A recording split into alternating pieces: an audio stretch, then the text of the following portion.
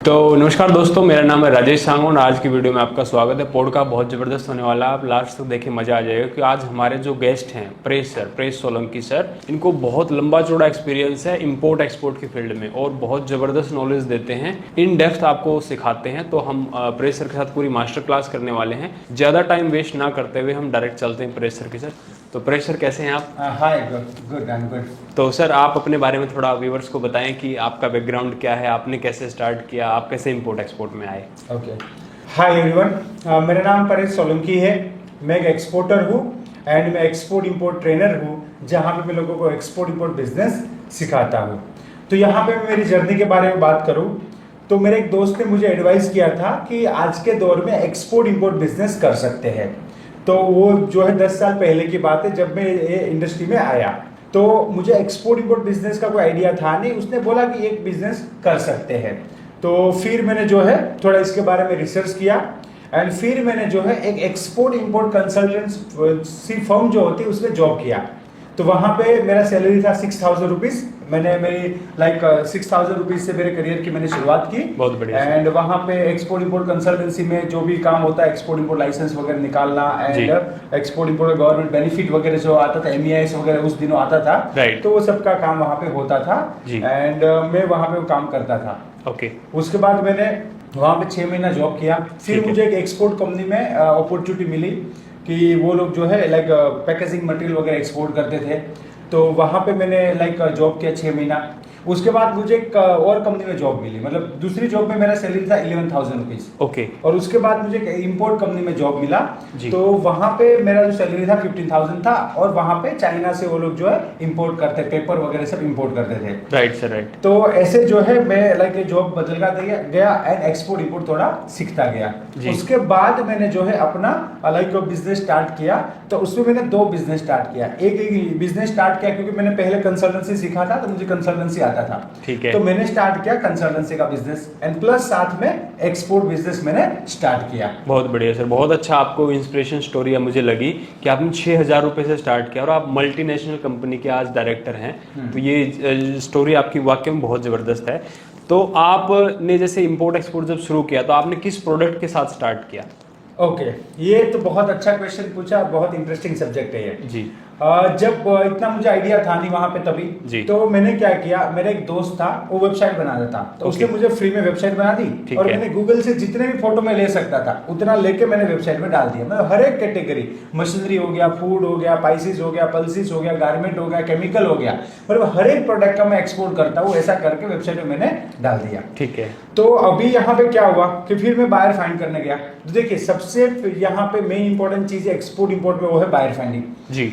तो जब मैं बायर फाइंडिंग करने गया तो मुझे इंक्वायरी बहुत मिली। इंक्वायरी वहां पे आती थी तो बहुत इंक्वायरी मिली, जिसमें मैं आपको बताऊं कि मुझे स्पाइसेस का इंक्वायरी मिला, मुझे मशीन का इंक्वायरी मिला, मुझे फूड का इंक्वायरी मिला, मुझे गारमेंट का इंक्वायरी मिला, बहुत सारे इंक्वायरी मुझे वहां पे मिली, बट कोई भी डील डन नहीं होती थी। ओके। तो मैं सप्लायर फाइंड करता था, क्योंकि समझो जैसे कि मुझे एक स्टील रोड का इंक्वायरी आ गया। ओके। तो अब वो जमशेदपुर में मिलता है, मैं गुजरात में हूँ। ठीक है। तो फिर वो मैंने पहले तो मैंने फाइंड किया, तो मुंबई में ट्रेडर वगैरह मिले, वहां से मुझे इंफॉर्मेशन मिला कि ये जो प्रोडक्ट है स्टील रोड वो जमशेदपुर में मिलता है। तो वहां पे मैंने जो है कॉल वगैरह करके पूरा उसका प्राइसिंग वगैरह निकाला एंड फिर बायर को दिया। तो फिर वो डील डन नहीं हुई। तो ऐसे बायर आते थे बट डील डन नहीं होती थी, कोई पेमेंट टर्म पे अटक जाता था या कोई भी रीजन से, मतलब डील नहीं डन होती थी। ओके। तो मेरा जो है ऐसे ऐसे करते करते जो है समझो ना 9 मंथ या 1 साल जैसा हुआ जब मेरा बिजनेस स्टार्ट हुआ। Right.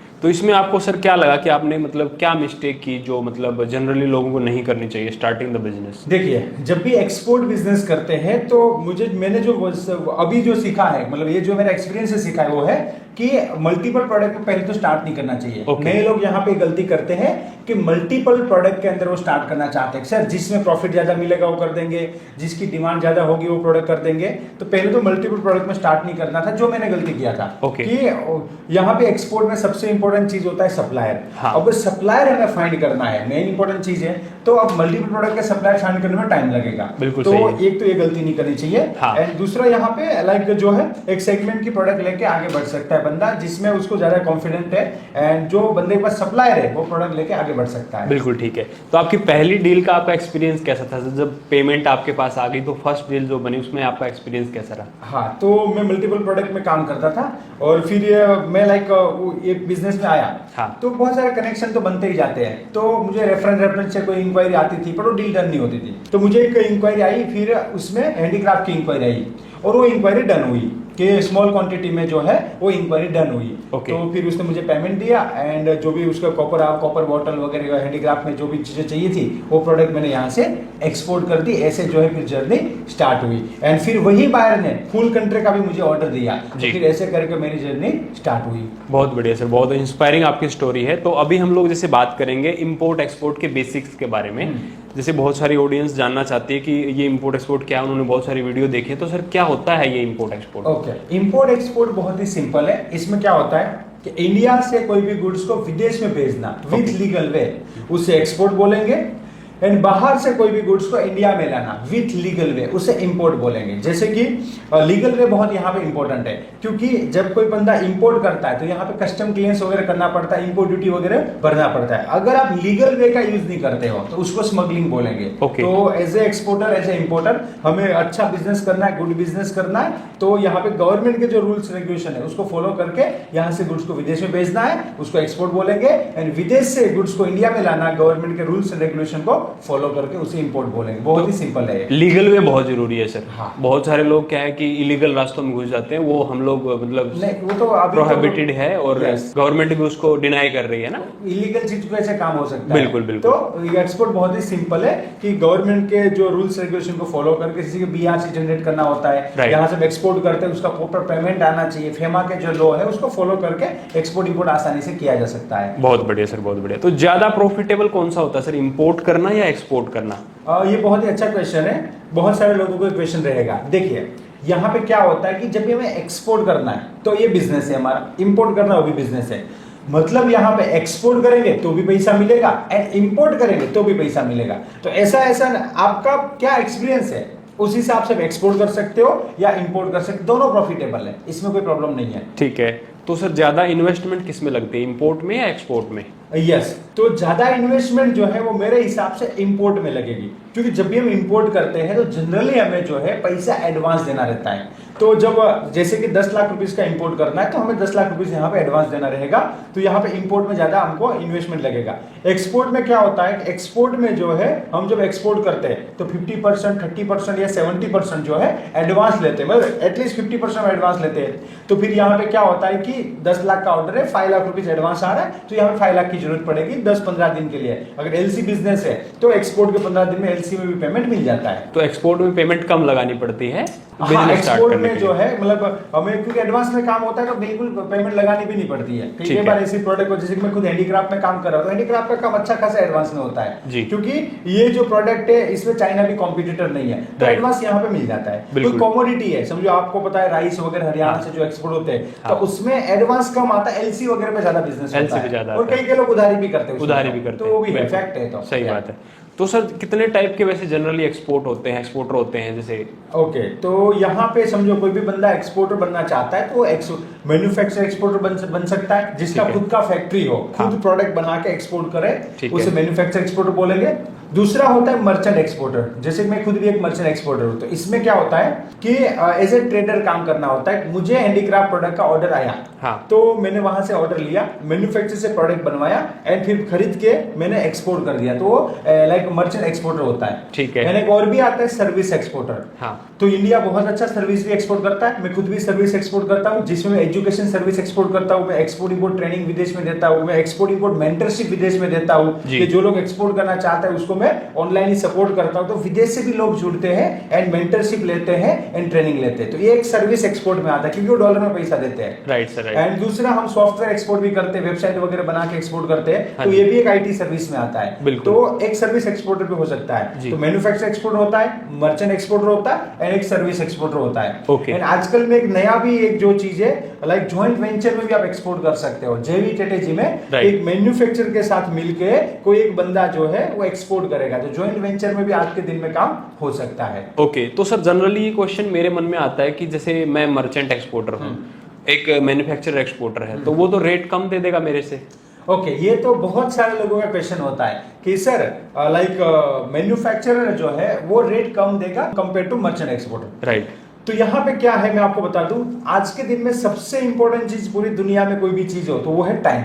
Ji. Time is more than money, ऐसा वो पहले बोलते हैं टाइम इज मनी, पर Yeah. आज के दिन में है time is more than money. Right. तो मैन्युफैक्चरर अच्छा डील दे सकता है, बट मैन्युफैक्चरर के पास जनरली टाइम नहीं होता है। ओके। बायर जो है ना नखरे करता है कि हाँ। ये पैकिंग चाहिए, वो पैकिंग चाहिए, ऐसा चाहिए, वैसा चाहिए। Right. तो मैन्युफैक्चरर जो है उसमें टाइम नहीं दे पाता है। बिल्कुल ठीक है। दूसरा, एक्सपोर्ट इंपोर्ट बिजनेस करना है तो प्रॉपर नॉलेज भी होना चाहिए। Okay. क्या होना चाहिए? नॉलेज। नॉलेज। तो मैन्युफैक्चरर के पास इतना टाइम नहीं होता है कि वो नॉलेज दे। एंड मैन्युफैक्चरर जब फैक्ट्री लेके बैठा है तो यहाँ पे उसको रूल्स रेगुलेशन फॉलो करना होता है, एम्प्लॉय का प्रॉब्लम होता है, लेबर का प्रॉब्लम होता है, प्लस गवर्नमेंट के जो फूड वगैरह बनाते हैं तो फूड सेफ्टी वाले भी जो है पूरा चेक करते हैं वगैरह, तो उसमें उसको टाइम नहीं मिलता है। बिल्कुल। तो वो मैन्युफैक्चरर जो है यहाँ पे लाइक यहाँ पे टाइम नहीं दे पाता है। Exactly. और वो बायर को टाइम चाहिए होता है बिल्कुल कि भाई ठीक है। मैं मेल करता हूँ, कॉल करता हूँ, वीडियो कॉल करता हूँ, मीटिंग अपॉइंट करता हूँ, टाइम वगैरह देता नहीं है। हाँ। तो फिर क्या होता है कि मर्चेंट एक्सपोर्टर का भी बिजनेस होता है। या प्राइस, एक देखो अच्छी बात है, मैन्युफैक्चरर अच्छा प्राइस दे पाएगा, पर मैन्युफैक्चरर जो है अच्छा सर्विस नहीं दे पाएगा।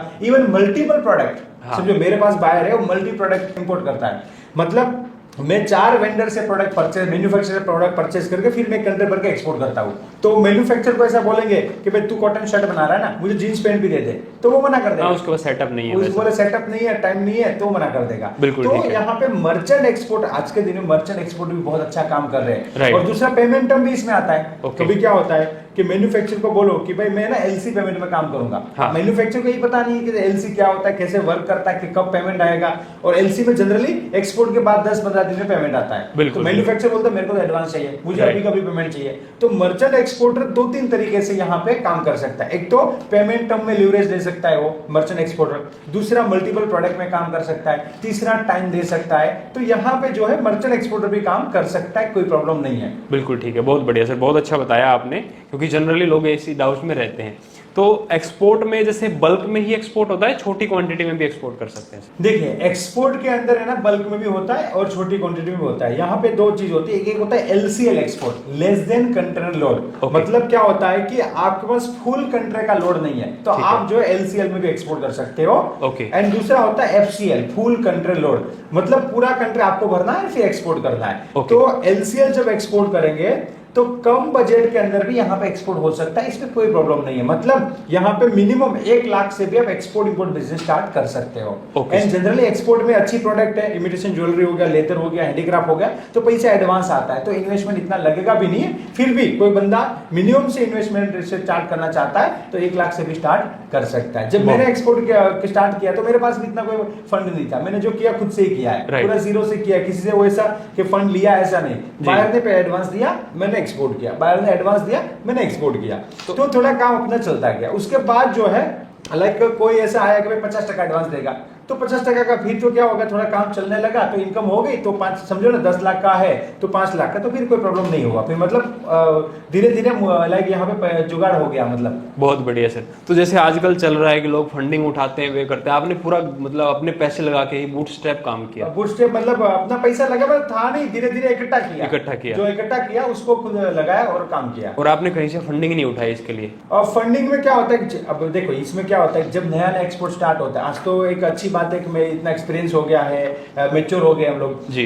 वरना क्या होता है कि डर रहता है नए एक्सपोर्ट, मुझे भी डर था कि भाई मैं कहीं से 10 लाख रुपया उधार लेके आ गया और एक्सपोर्ट में अब तो पता है कि कुछ गड़बड़ होता नहीं है, पर तू उस दिन इतना कॉन्फिडेंस नहीं था, गड़बड़ हो गया, मैंने किसी को उधारी दिया एंड गड़बड़ हो गया और मेरा पैसा नहीं आया, तो मैं यहाँ से 10 लाख कहाँ से चुकाऊंगा, मेरे पास तो कोई रुपया ही नहीं था। बिल्कुल। तो वो जो है मतलब कि लीवरेज लेके काम करो, वो लेवल वहां पे नहीं था। तो जितना होता था, मैं आज भी किसी को बोलता हूँ, हाँ। अगर कोई नया एक्सपोर्टर है तो मैं बोलता हूँ यहाँ पे कि भाई आप जो है स्टेप बाय स्टेप ही काम कीजिए। यहाँ पे क्या होता है कि इनिशियल लेवल पे थोड़ा ध्यान रखना होता है। तो मैंने क्या किया, भाई तू कम क्वांटिटी में दे। आज भी मेरे पास एक स्टूडेंट आया अभी रिसेंटली, ओके, कि सर एक मेरे पास बायर है, बायर का रिक्वायरमेंट है 5 करोड़ का, मतलब उसको कुछ राइस वगैरह कमोडिटी प्रोडक्ट चाहिए और वो बोल रहा है कि आप कॉन्ट्रैक्ट करो और टोटल वैल्यू 5 करोड़ और वो पेमेंट वगैरह एलसी वगैरह में देगा, ज्यादा 10% एडवांस देगा, ज्यादा एडवांस नहीं देगा। समझो 10%, चलो 20% भी दे दिया एडवांस, तो 5 करोड़ में अब उसको 4 करोड़ तक इकट्ठा करना पड़ेगा। बोले सर मैं तो स्टार्टिंग लेवल पे हूँ, अपने पास तो कुछ नहीं है। बोले सर, तो बोले 4 करोड़ में कहाँ से लाऊंगा। तो मैंने बोला कि काम करो, बाहर को बोल इतना बड़ा बिजनेस मेरे साथ पहले मत कर, तो एक कंट्री से स्टार्ट कर। ठीक है। तो ऐसे स्टेप बाय स्टेप स्टार्ट करना है। सीधी बात, अब नहीं है 4 करोड़ का, उसका कैपेसिटी नहीं है, बिल्कुल, तो कहां से लाएगा? ऑर्डर ले भी लिया तो डिलीवर नहीं कर पाएगा। यस। तो ये सर बिजनेस इंपोर्ट एक्सपोर्ट का ऑटोमेशन पे जा सकता है। इंपोर्ट एक्सपोर्ट का बिजनेस ऑटोमेशन पे जा सकता है, पर यहाँ पे ध्यान रखना पड़ता है क्योंकि बड़ा बिजनेस है। अब जब जैसे जैसे हम आगे बढ़ते जाते हैं तो ये बड़ा बिजनेस हो जाता है। राइट। तो यहाँ पे एम्प्लॉई, अगर अच्छे एम्प्लॉई है, अच्छा टीम बनाते हो तो ये ऑटोमेशन पे जा सकता है। बट यहाँ पे ध्यान तो आपको ऑलवेज रखना पड़ेगा क्योंकि आज के जमाने में क्या होता है कि किसी के ऊपर भरोसा करना थोड़ा मुश्किल है। Right, तो sir, आपके पास ऐसी अच्छी टीम है तो कोई प्रॉब्लम नहीं है। बट यस, थोड़ा आपको ध्यान, ऑटोमेशन कर सकते हो बट ध्यान देना रहेगा, नजर ऑलवेज रखनी है आज के बिल्कुल बिल्कुल, गले पे नजर रखनी पड़ेगी, तब वो थोड़ा है कि हम लोग प्रोटेक्ट कर पाएंगे। बहुत बढ़िया सर, बहुत अच्छा होता है। तो अब हम आते हैं प्रोडक्ट और मार्केट रिसर्च के ऊपर। तो जैसे सबसे पहले प्रोडक्ट चूज करने के लिए लाइक सबसे पहले प्रोडक्ट चूज करना चाहिए या कंट्री चूज करनी चाहिए सर? सबसे पहले तो प्रोडक्ट चूज करना चाहिए। क्योंकि प्रोडक्ट के हिसाब से कंट्री फिर हमको मिल जाएगी। जैसे कि आपको चूज करना है स्पाइसेस, तो स्पाइसेस कहाँ एक्सपोर्ट होता है उस हिसाब से हम कंट्री सिलेक्ट कर सकते हैं। पर इसमें क्या होता है, कंट्री समझो कैसे सिलेक्ट कर ली तो उसमें क्या होगा, इतना क्लियरिटी नहीं आएगा। बट प्रोडक्ट है तो फिर क्लियरिटी आ जाएगा। बिल्कुल, हाँ कि कौन सी कंट्री में जाना है हमें। बिल्कुल ठीक है। तो एक प्रॉफिटेबल प्रोडक्ट सर मोस्टली सभी लोगों की डिमांड रहती है, वो कैसे ढूंढे कि? ओके, बहुत सारे लोग मेरे पास आते हैं और बोलते हैं कि सर मुझे है ना एक प्रॉफिटेबल प्रोडक्ट चाहिए, सर ऐसा प्रोडक्ट बताओ जिसमें ज्यादा प्रॉफिट हो। तो मैं यहाँ पे आपको बता दूं, बहुत जैसे कि मैं खुद भी एक्सपोर्ट करता हूँ, इमिटेशन ज्वेलरी अच्छा प्रॉफिट है, हैंडीक्राफ्ट प्रोडक्ट हाथ से बनता है, मोनोपोली प्रोडक्ट होता है तो इसमें अच्छा प्रोडक्ट है, लेदर प्रोडक्ट है उसमें अच्छा प्रोडक्ट है। आज के दिन में अच्छा, सबसे बढ़िया डिमांड में भी है, अच्छा भी है एंड प्रॉफिटेबल भी है जी। वो है पर्सनल केयर प्रोडक्ट। ओके, कौन सा?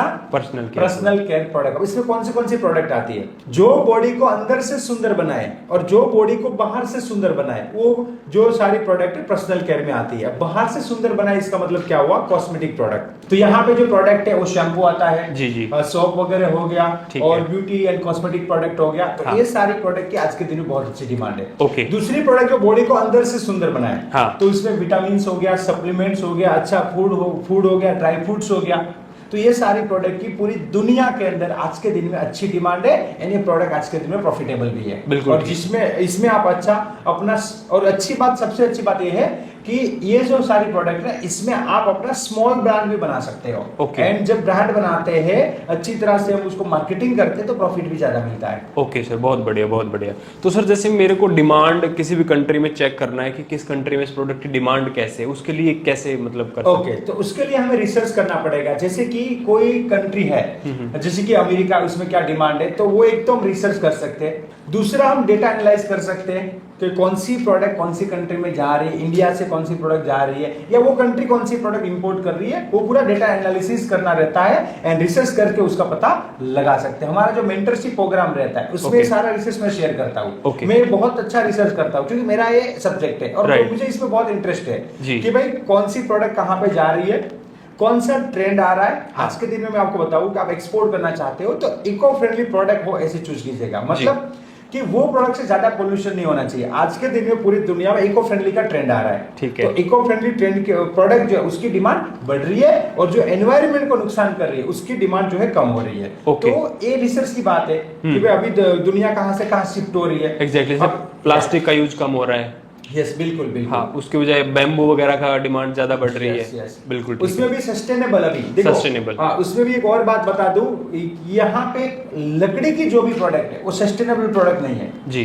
बाम्बू की जो प्रोडक्ट है ये बहुत थोड़ा डिफरेंट चीज है। ओके, क्योंकि कोई भी चीज हम जो लकड़ी से काट के बनाएंगे तो लकड़ी कटेगी तो एनवायरनमेंट को नुकसान होगा। तो हमें, और पेपर है, पेपर किसमें से बनता है? लकड़ी से बनता है जी। तो फिर उसमें क्या होगा कि एनवायरनमेंट को अल्टीमेटली नुकसान है जी। तो हमें ऐसी सस्टेनेबल प्रोडक्ट ढूंढनी पड़ेगी जिसमें लकड़ी का यूज ना हो। बाकी कोई भी प्रोडक्ट चलेगी जिसमें हम लोग मिट्टी की जो भी प्रोडक्ट हो गई, उसके बाद जो भी कॉटन वगैरह की, कपड़ों की प्रोडक्ट वगैरह होगी, जो भी जूट हो गया, जूट प्रोडक्ट हो गया, ऐसी प्रोडक्ट मतलब इको फ्रेंडली हमें देखना पड़ेगा। जैसे कि कई लोग बोले प्लास्टिक के कप बंद हो गए, तो बोलेगी कि अब पेपर कप आएंगे। अब पेपर कप जो है अच्छी बात है, इको फ्रेंडली है, पर अल्टीमेटली बनता किसमें से है? लकड़ी से। हमें वो सॉल्यूशन भी ढूंढना पड़ेगा जी। तो एज ए लाइक आप यहाँ पे एज ए व्यूअर हो तो आप यहाँ पे देख सकते हो पोल्यूशन जो है कोई प्रोडक्ट नहीं करनी चाहिए, वो बनती है जैसे पेपर है बनता है तो वो क्या होता है कि ट्री कटता है, अब ट्री कटेगा तो पोल्यूशन ऑटोमेटिक बढ़ेगा।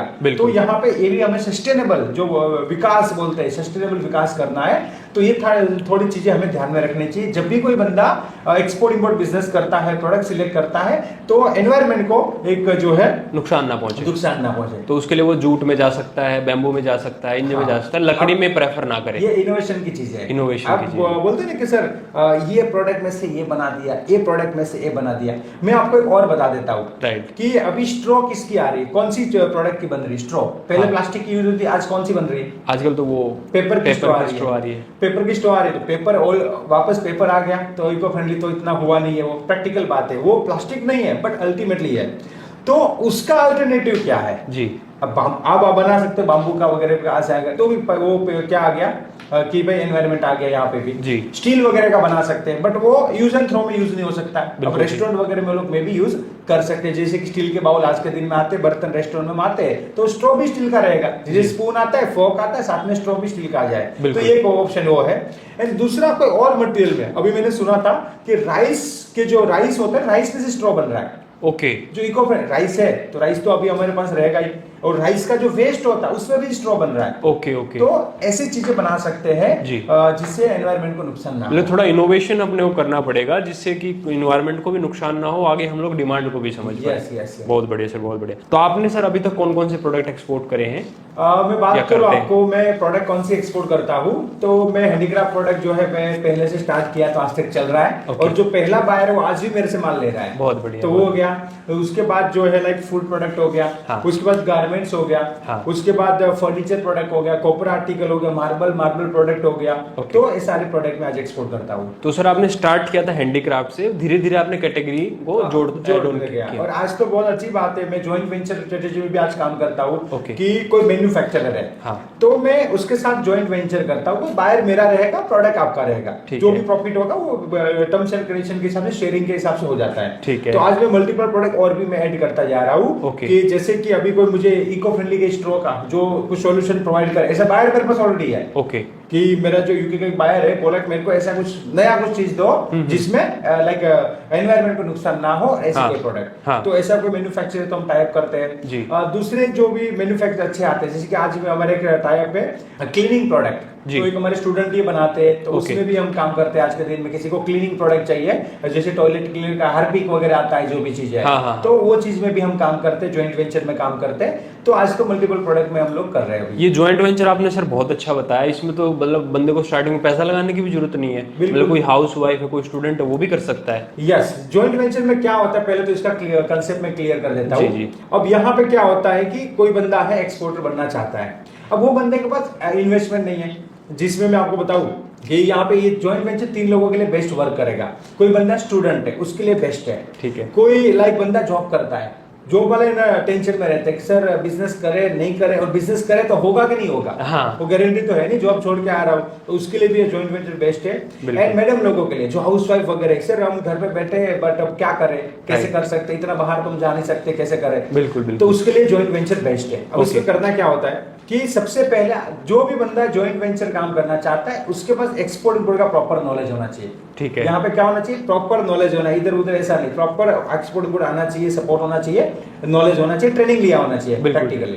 तो एक तो उसको ट्रेनिंग लेना सीखना है कंपलसरी, क्योंकि उसके बिना गाड़ी चलाना आता नहीं तो गाड़ी कैसे चलाओगे, वो एक्सीडेंट करेगा। हाँ सही बात है। फिर क्या करना है, उसको मैन्युफैक्चरर फाइंड करना है कि भाई मुझे सर कॉटन शर्ट में इंटरेस्ट है। ठीक है। कॉटन शर्ट को मैन्युफैक्चरर को मिलना है एंड बात करने की, मैं आपको बाहर ला के दूंगा एंड मुझे 2%, 3%, 4%, 5% डिपेंड्स टर्म्स एंड कंडीशन के हिसाब से प्रॉफिट कौन कितना है, समझो। मैं बोलता हूँ मुझे 5% देना है। अब राइस जैसी प्रोडक्ट है, राइस में टोटल प्रॉफिट 7% या 10% होता है, अगर वो 7% कमा रहा है 5% आपको कैसे दे सकता है, उसमें 1-2% भी काम होता है। एग्जैक्टली। तो 1 to 5% पे बात करना है, जो भी प्रोडक्ट के हिसाब से रहता है। कोई राइस मिल को मिलने जा रहे हैं तो 1% इज इनफ, 1.5% इज इनफ, और 2% इज मैक्सिमम हो गया फिर। बिल्कुल ठीक है। तो यहाँ पे जो है क्या करना है, मैन्युफैक्चर फाइंड करना है, उसके बाद उसके के साथ एक कॉन्ट्रैक्ट करना है। हमारा जो मेंटरशिप प्रोग्राम वगैरह रहता है उसमें कॉन्ट्रैक्ट कॉपी वगैरह भी सब प्रोवाइड करते हैं और हम सपोर्ट भी करते हैं। हमारे पास क्या ऐसे भी लोग आते हैं जो मैन्युफैक्चरर है, मैंने बताया मैन्युफैक्चर में टाइम नहीं है बायर फाइंड करने का, तो बोलते हैं सर कोई ऐसा बंदा बताओ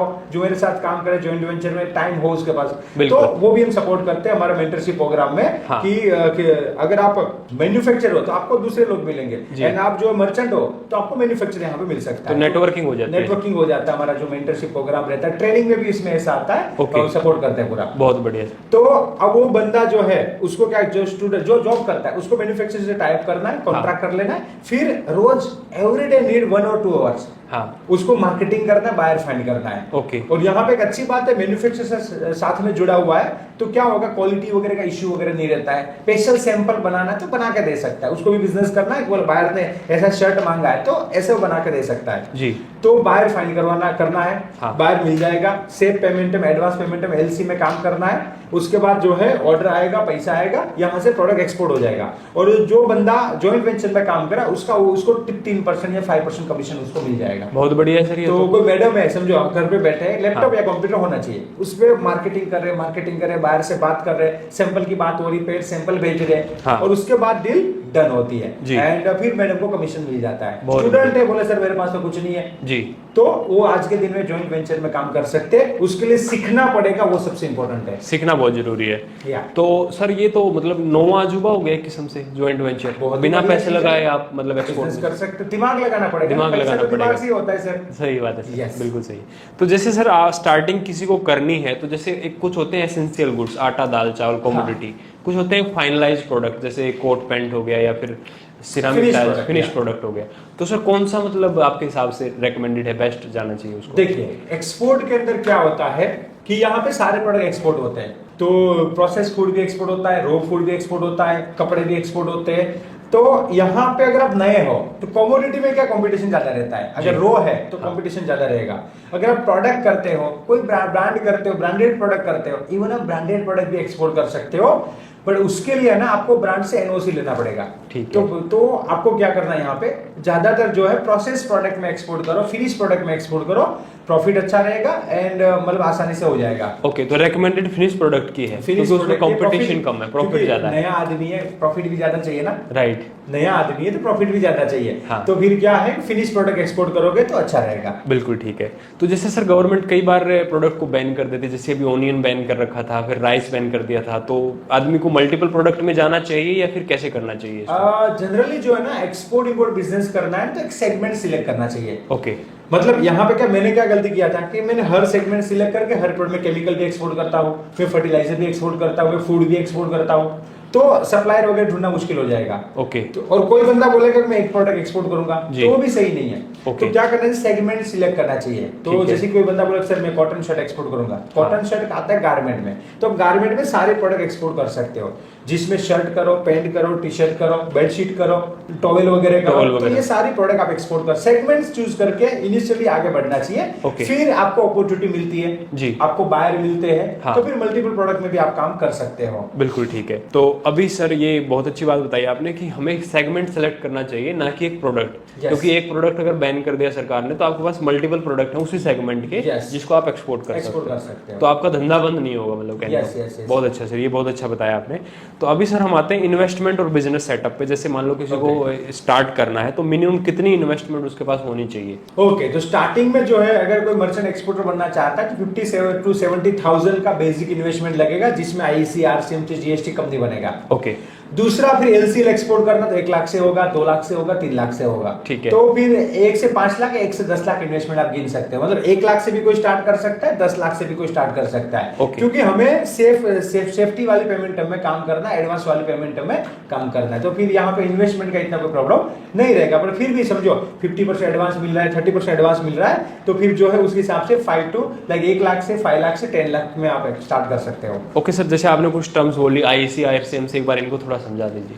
यस, आईसी मतलब समझो किसी को बिजनेस स्टार्ट करना है तो कंपनी बनाना पड़ेगा। हाँ। उसके बाद जो है बैंक अकाउंट खोलना पड़ेगा। उसके बाद आईसी इंपोर्ट एक्सपोर्ट कोड होता है, उसके बिना एक्सपोर्ट इंपोर्ट नहीं होता है। अच्छा। तो बहुत ही सिंपल है। गवर्नमेंट ऑफिशियल फी 500 रुपीज है, कंसल्टेंट भी 1000-2000 में निकाल के दे देते हैं। तो 2000 में आपको आरसीएमसी मतलब आईसी मिल जाएगा। कोई बड़ी बात नहीं है। अच्छा, इंपोर्ट एक्सपोर्ट कोड सिर्फ 2000 रुपए मिल जाएगा? 2000 मिल जाएगा। गवर्नमेंट फी तो 500 रुपीज ही है। अच्छा, ठीक है, कंसल्टेंट अपना जोड़ के 1500-2000 ले सकता है। राइट। सीए पे निकाल के अपनी फीस तो लेगा ही। जी जी जी, बिल्कुल ठीक है। या तो इंपोर्ट, कई लोग तो मेरे पास आते हैं कि सर इंपोर्ट एक्सपोर्ट लाइसेंस कितने का मिलेगा। राइट। तो अभी देखो मैं आपको बता दूं, गवर्नमेंट ने ना ईज ऑफ डूइंग बिजनेस कर दिया है। जी। क्या कर दिया है? Ease of doing business. Ease of doing business में लाइसेंस बहुत सारे हटा दिए हैं। ओके। पहले बोलते लाइसेंस राज था। जैसे आज भी किसी को टेलीकॉम वगैरह खोलना है तो टेलीकॉम कंपनी खोलना है तो उसका लाइसेंस लगता है, तो उसका मंजूरी है जो डिपार्टमेंट है उससे। अब आपको एयरलाइन खोलना है तो उसका लाइसेंस लगता है। आपको टैक्सी का बिजनेस करना है तो कोई लाइसेंस नहीं लगता है। बिल्कुल सही। आप टैक्सी लाओ, हाँ। टैक्सी रजिस्टर करो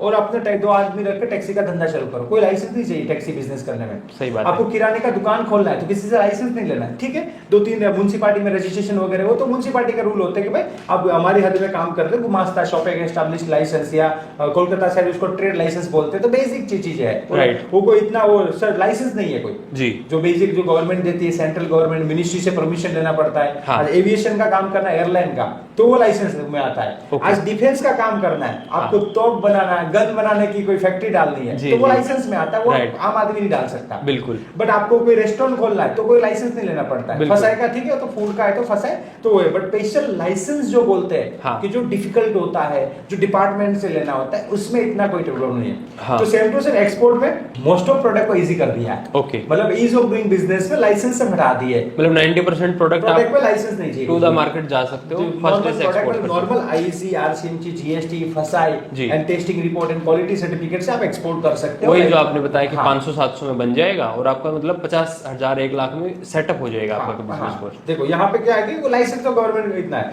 बाकी आईसी, आरसीएमसी हो गया, जीएसटी हो गया, फसाई हो गया, एडी कोड पहली बार एक्सपोर्ट करते हैं तो बेसिक वो सेटअप तो 50 to 70,000 में वो सेटअप हो जाता है। ठीक है सर, सेटअप हो गया। अभी हमें मेरे पास इन्वेस्टमेंट कम है तो मैं कौन सा बेस्ट प्रोडक्ट चूज कर सकता हूँ कम इन्वेस्टमेंट के लिए? ओके, आपको कम इन्वेस्टमेंट में एक्सपोर्ट करना है तो एक तो हैंडीक्राफ्ट प्रोडक्ट बढ़िया रहेगा, दूसरा लेदर प्रोडक्ट बढ़िया रहेगा, तीसरा लाइक इमिटेशन ज्वेलरी जो है वो बढ़िया रहेगा, एंड जो है गारमेंट में कोई स्पेशल प्रोडक्ट आपके पास है तो वो बढ़िया रहेगा। एंड उसके बाद एक और मैंने अभी पर्सनल केयर प्रोडक्ट है तो वो कम क्वांटिटी में भी जा सकता है तो वो अच्छा रहेगा। ठीक है, तो मतलब 10 किलो 50 किलो ये भी जा सकता है हमारा? यस यस, बहुत बढ़िया सर, बहुत बढ़िया। तो बिजनेस स्टार्ट करने के लिए सर जैसे आपने डॉक्यूमेंट बताया, बेसिक डॉक्यूमेंट आईसी हो गया, आरसीएमसी। सर आरसीएमसी क्या होता है? आरसीएमसी मतलब रजिस्ट्रेशन कम मेंबरशिप सर्टिफिकेट होता है।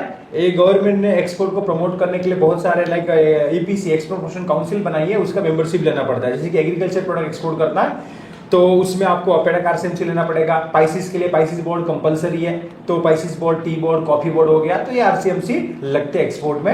एंड जनरल फ्यूओ भी आता है, मतलब सब में वो कंपलसरी नहीं है, बट एक प्रोडक्ट में फूड वगैरह में कंपलसरी है। जैसे पाइसिस है तो पाइसिस बोर्ड के बिना पाइसिस एक्सपोर्ट नहीं होता है। तो एंड इसका मेंबरशिप लेने का बेनिफिट भी बहुत अच्छा है क्योंकि ये लोग जो है एक्सपोर्ट को सपोर्ट करते हैं, तो ये लोग आपको मार्केट का रिसर्च भी प्रोवाइड करते हैं, उसके पास डेटा भी अवेलेबल रहता है कई बायर का, तो वो भी प्रोवाइड करते हैं। तो आरसीएमसी जो है बहुत ही एक अच्छी बात है, मतलब एक्सपोर्ट को प्रमोट करने के लिए गवर्नमेंट आरसीएमसी के जरिए लोगों को सपोर्ट कर रही है। जैसे कि आप एग्रीकल्चर एक्सपोर्ट करना चाहते हो, आप अपेडा के मेंबर, खुद भी अपेडा का मेंबर हो, ओके, तो अपेडा के मेंबर हो आप एंड एग्रीकल्चर प्रोडक्ट एक्सपोर्ट करना है तो अपेडा विदेश में एग्जीबिशन में भी ले जाती है, जिसमें सब्सिडाइज रेट पे स्टॉल भी देती है। तो ये मतलब अपेडा देता है तो अच्छी बात है। मतलब जितनी कॉस्ट लगनी थी अपेडा के मेंबर हो तो कम कॉस्ट लगेगी, कम कॉस्ट लगेगी, सब्सिडी मिलेगा उसमें। ओके, बहुत बढ़िया सर। तो अपेडा का मेंबर कैसे बन सकते हैं सर? कोई भी आरसीएमसी का गवर्नमेंट इतना ईज ऑफ डूइंग बिजनेस कर दिया। पहले मैं आपको बताऊं, कोई भी आरसीएमसी लेना था तो उसका सेपरेट वेबसाइट था और सेपरेट आरसीएम, जैसे कि आपको फ्यूओ का आरसीएम लेना है, फ्यूओ की वेबसाइट पे जाना है,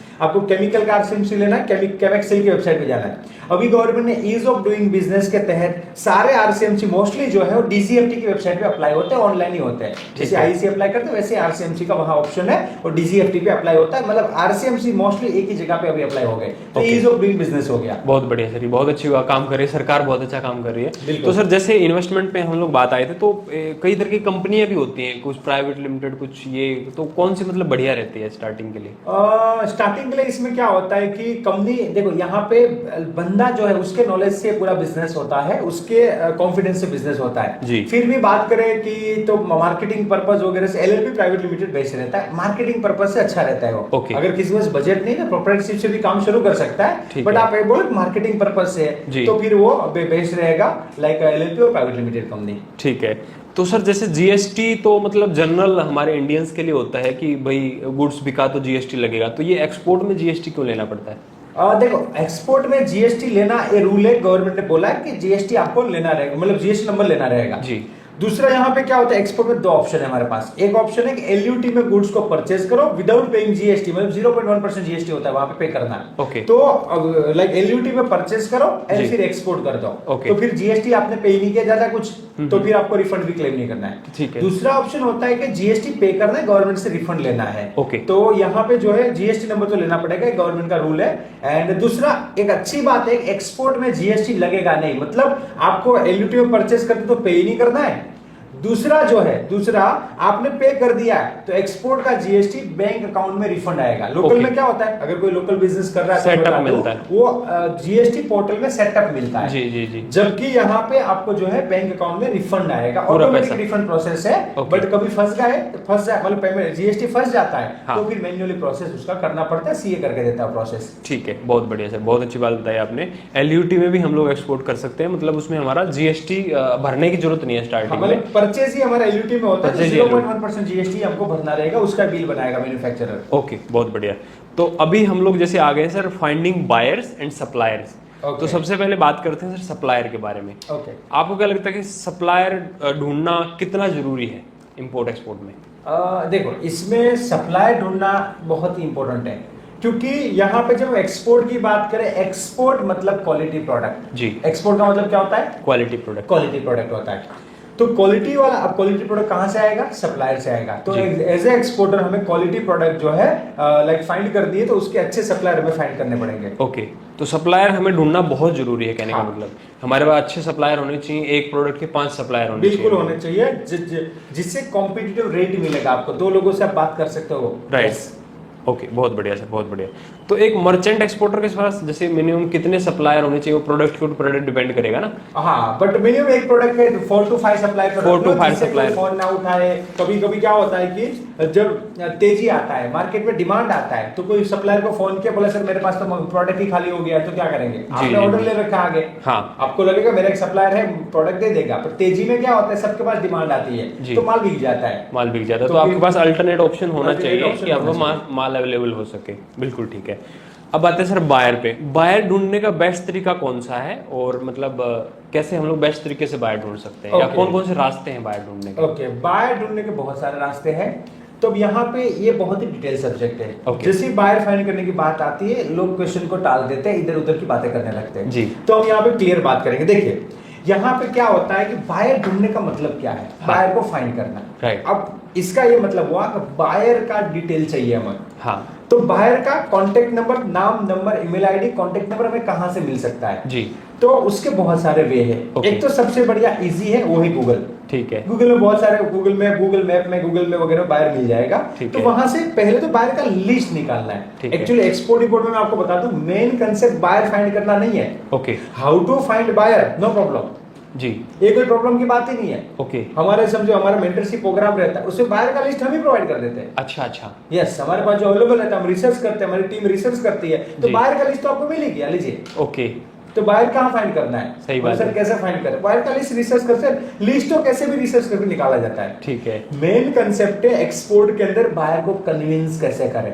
ओके, बायर से एडवांस पैसा कैसे ले, उससे बात कैसे करें, वो क्यों एडवांस पैसा हमें देगा जी, ये बहुत इंपॉर्टेंट सब्जेक्ट है। बिल्कुल। तो यहाँ पे बायर फाइंड करने के वे की बात करें तो एक तो ऑनलाइन, एंड फिर दूसरा आता है सोशल मीडिया। मैं खुद भी लिंक्डइन से बायर फाइंड करता हूँ। ओके, तो लिंक्डइन हो गया, फेसबुक, इंस्टाग्राम हो गया, बहुत ही अच्छे वे है। कई लोग इसको ऐसे भी बोल सकते हैं तो पुराना हो गया, ऐसा हो गया, ऐसा बिल्कुल नहीं है। देखो बायर यहाँ पे कॉन्टेक्ट डिटेल निकालना है, फिर बात कैसे करोगे तो हमारे पे है। Exactly. तो ये है बायर कन्विंस करना आना चाहिए, कोई डेटा कहां से भी मिल जाए। ओके तो आपको सोशल मीडिया से मिलेगा। Exhibition one of the best way है एग्जीबिशन। मैं खुद एग्जीबिशन विजिट करता हूँ, मैं डेलीगेशन लेके भी जाता हूँ। कोई मेरे साथ आना चाहते तो आपको हमारे सोशल मीडिया से इंफॉर्मेशन मिल जाएगा कि डेलीगेशन जो है मैं लेके जाता हूँ। तो विदेश में जब डेलीगेशन में जाते हैं तो बाहर से फेस टू फेस से बात होती है, बातें होती है। एग्जीबिशन में स्टॉल लगाते हैं तो फेस टू फेस बातें होती है एंड डील होती है। तो ये भी एक अच्छा वे है, मतलब एग्जीबिशन से बाहर फाइंड कर सकते हैं। ठीक है। उसके बाद डेटा गवर्नमेंट भी प्रोवाइड करती है, ईपीसी प्रोवाइड करती है, एम्बेसी वगैरह भी प्रोवाइड करते हैं। तो डेटा इंपॉर्टेंट है, डेटा एक बार आ गया फिर अप्रोच करना सबसे इंपॉर्टेंट है। तो डेटा किधर से भी आए, बिल्कुल तो एग्जीबिशन से डेटा आ सकता है। कोई आजकल मार्केट में पेड डेटा वगैरह भी आता है, तो पेड डेटा भी अच्छी बात है, कोई प्रॉब्लम नहीं है। मतलब डेटा है, ठीक, वो कहीं से भी हमें आ रहा है। वो सेम देखो एग्जांपल है कि यूएसए के अंदर कोई राइस का इंपोर्टर है। अब आपने डायरेक्ट गूगल किया राइस इंपोर्टर यूएसए, तो भी वो बंदे का नाम आएगा। आपने कोई डेटा लिया, पे डेटा बोलते हैं उसको, पोर्ट का डेटा बोलते हैं, वो लिया, उसमें भी उसका नाम आएगा। आप एम्बेसी का डेटा लोगे, उसमें भी उसका नाम आएगा। तो डेटा में नाम हर जगह से आ सकता है, तो वो कोई प्रॉब्लम नहीं है। ओके, तो अप्रोच कैसे करना है बायर को, वो इंपॉर्टेंट है। आपका जो सिंपल क्वेश्चन था उसका आंसर मैं दे देता हूँ। बायर कैसे फाइंड करना है, मैं खुद भी कैसे बायर फाइंड करता हूँ। तो मैं सोशल मीडिया से फाइंड करता हूँ, ठीक है। मैं एग्जीबिशन से बायर फाइंड करता हूँ, डेटा वगैरह जो मिलता है, सीधी बात है, रिसर्च भी करते डेटा वगैरह, तो डेटा से मैं बायर फाइंड करता हूँ, एम्बेसी डेटा से भी मैं बायर फाइंड करता हूँ। तो ये सारे जो तरीके जहां से मैं बायर फाइंड करता हूँ। और सबसे बढ़िया आज के दिन में विदेश के अंदर ज्वाइंट वेंचर में भी काम करता हूँ। हमारे स्टूडेंट है, हमारे पार्टिसिपेंट है, तो उसके साथ में मैं ज्वाइंट वेंचर में भी काम करता हूँ, तो भी बेस्ट है। तो वो वहां पे बायर फाइंड करते हैं, हमारे जो स्टूडेंट है वो वहां पे बायर फाइंड करते हैं, हम यहाँ से एक्सपोर्ट करते हैं। तो बायर फाइंड करने के बहुत सारे वे हैं। बहुत बढ़िया सर, आपने काफी सारे वेज बता दिए, मतलब सोशल मीडिया भी होगा, एग्जीबिशन भी होगा, वेबसाइट होगा, बायर को कन्विंस करना, मैंने बायर को कन्विंस कैसे करना है, वो सबसे इंपॉर्टेंट चीज है। बिल्कुल, बायर को कैसे कन्विंस करे, बायर हम पे ट्रस्ट क्यों करेगा, वो सबसे इंपॉर्टेंट है जी। तो जैसे सर आपने बताया कि बायर फाइंड करने के बहुत सारे रास्ते हम सोशल मीडिया से कर सकते हैं, लिस्ट ले सकते हैं। आप खुद भी अपने प्रोग्राम के अंदर लिस्ट प्रोवाइड करते हैं, बायर का पूरा डाटा प्रोवाइड करते हैं। तो बायर को फाइंड करना एक प्रोसेस, उसको कन्विंस करना दूसरा प्रोसेस है। तो उसको मतलब कन्विंस कैसे किया जाए, उस पर आपके क्या विचार है? मतलब देखो, अब जब बायर को एक्सपोर्ट में कन्विंस करना है तो यहाँ पे एज ए एक्सपोर्टर जो है हमको कुछ तैयारियां करनी पड़ेगी। यहाँ पे ना एक्सपोर्टर ना, वो एक्सपोर्टर जो है वो एक्सपोर्ट रेडी नहीं है। तो जैसा कि सर आपने बताया कि बायर को फाइंड करने के बहुत सारे रास्ते हैं, आप खुद भी डाटा देते हो। जो आपके मतलब पार्टिसिपेंट रहते हैं, आप उनको खुद डाटा प्रोवाइड करते हो, बाकी सोशल मीडिया गूगल मैप पे ये है। तो उसके बाद उसको कन्विंस करना मेन है। तो उसके बारे में सर आप क्या कहना चाहिए? यस, तो बायर को कन्विंस करना सबसे इंपॉर्टेंट है। अब बात करें बायर को कैसे कन्विंस करना है, तो एज एक्सपोर्टर आपके पास क्या होना चाहिए? देखिए, जब हमको बायर को कन्विंस करना है तो सबसे पहले तो एक्सपोर्टर के पास सॉलिड प्रोडक्ट होना चाहिए, ठीक है। दूसरा सॉलिड लाइक नॉलेज होना चाहिए, प्रॉपर नॉलेज होना चाहिए। तीसरा कॉन्फिडेंस होना चाहिए, राइट। एंड जो है क्वालिटी के सर्टिफिकेट वगैरह होना चाहिए। यहाँ पे क्या होता है, एक्सपोर्ट इंपोर्ट में इंक्वायरी आना इजी है। पहले मैंने बताया, जब मैंने स्टार्ट किया इंक्वायरी तो बहुत आती थी, डन नहीं होती थी। तो इसमें क्या रीजन होते थे? पहले तो ये समझना पड़ेगा कन्विंस करने से पहले कि बायर को क्या चाहिए, अंडरस्टैंड बायर की रिक्वायरमेंट। तो बायर को एक तो अच्छा प्रोडक्ट चाहिए, टाइम पे प्रोडक्ट चाहिए। जो एक्सपोर्टर है उसको नॉलेज हो, पैकेजिंग वगैरह प्रॉपर नहीं किया तो प्रॉब्लम हो जाती है। तो ये सब चीजें नॉलेज होना चाहिए। एंड जो है बायर के पास कॉन्फिडेंस होना चाहिए, जो सबसे इंपॉर्टेंट चीज है, कॉन्फिडेंस होना चाहिए जी। अब बायर आपके ऊपर ट्रस्ट कैसे करेगा? तो बायर बहुत सारी चीजें देखता है। एक तो आपके रिव्यू, सोशल मीडिया रिव्यू, आपके कनेक्शन, वो सारी चीजें देखता है। नेक्स्ट आपका प्रोफेशनलिज्म देखता है। थर्ड आपका प्राइस देखता है। कन्विंस करने में प्राइसिंग सबसे इंपॉर्टेंट है। बायर को प्राइसिंग चाहिए, कॉम्पिटिटिव रेट चाहिए, एंड जो है ट्रस्ट वर्दीनेस चाहिए, जो आपको प्रूव करनी पड़ेगी। इसके लिए आप आज के दिन में बायर से वीडियो कॉल कर सकते हो, बायर से जूम कॉल कर सकते हो, अच्छी तरह से बात कर सकते हो, बायर को विजिट में बुला सकते हो, और आप वहां पे विजिट में जा सकते हो। तो ये सारी चीजें करने से यहाँ पे ट्रस्ट वर्दीनेस आता है। जब बायर ट्रस्ट करता है तो एडवांस में पैसा देता है। ये बहुत ही सिंपल है, बट यहाँ पे हार्डवर्क करना पड़ता है। देखिए, जब बायर को हमें कन्विंस करना है तो बायर से हमें रेगुलर बात करना पड़ता है। एंड यहाँ पे 3 मंथ 6 मंथ लगते हैं। जब मैंने भी स्टार्ट किया तो मुझे भी 1 साल लगा यहाँ पे। तो यहाँ पे 3 मंथ 6 मंथ यहाँ पे लगते हैं। ठीक है, तो सर जैसे आपने बताया कि एक पोर्टफोलियो आपको बिल्ड करना पड़ेगा, तब बायर को आपको जाके ट्रस्ट आएगा। बिल्कुल, बहुत बढ़िया।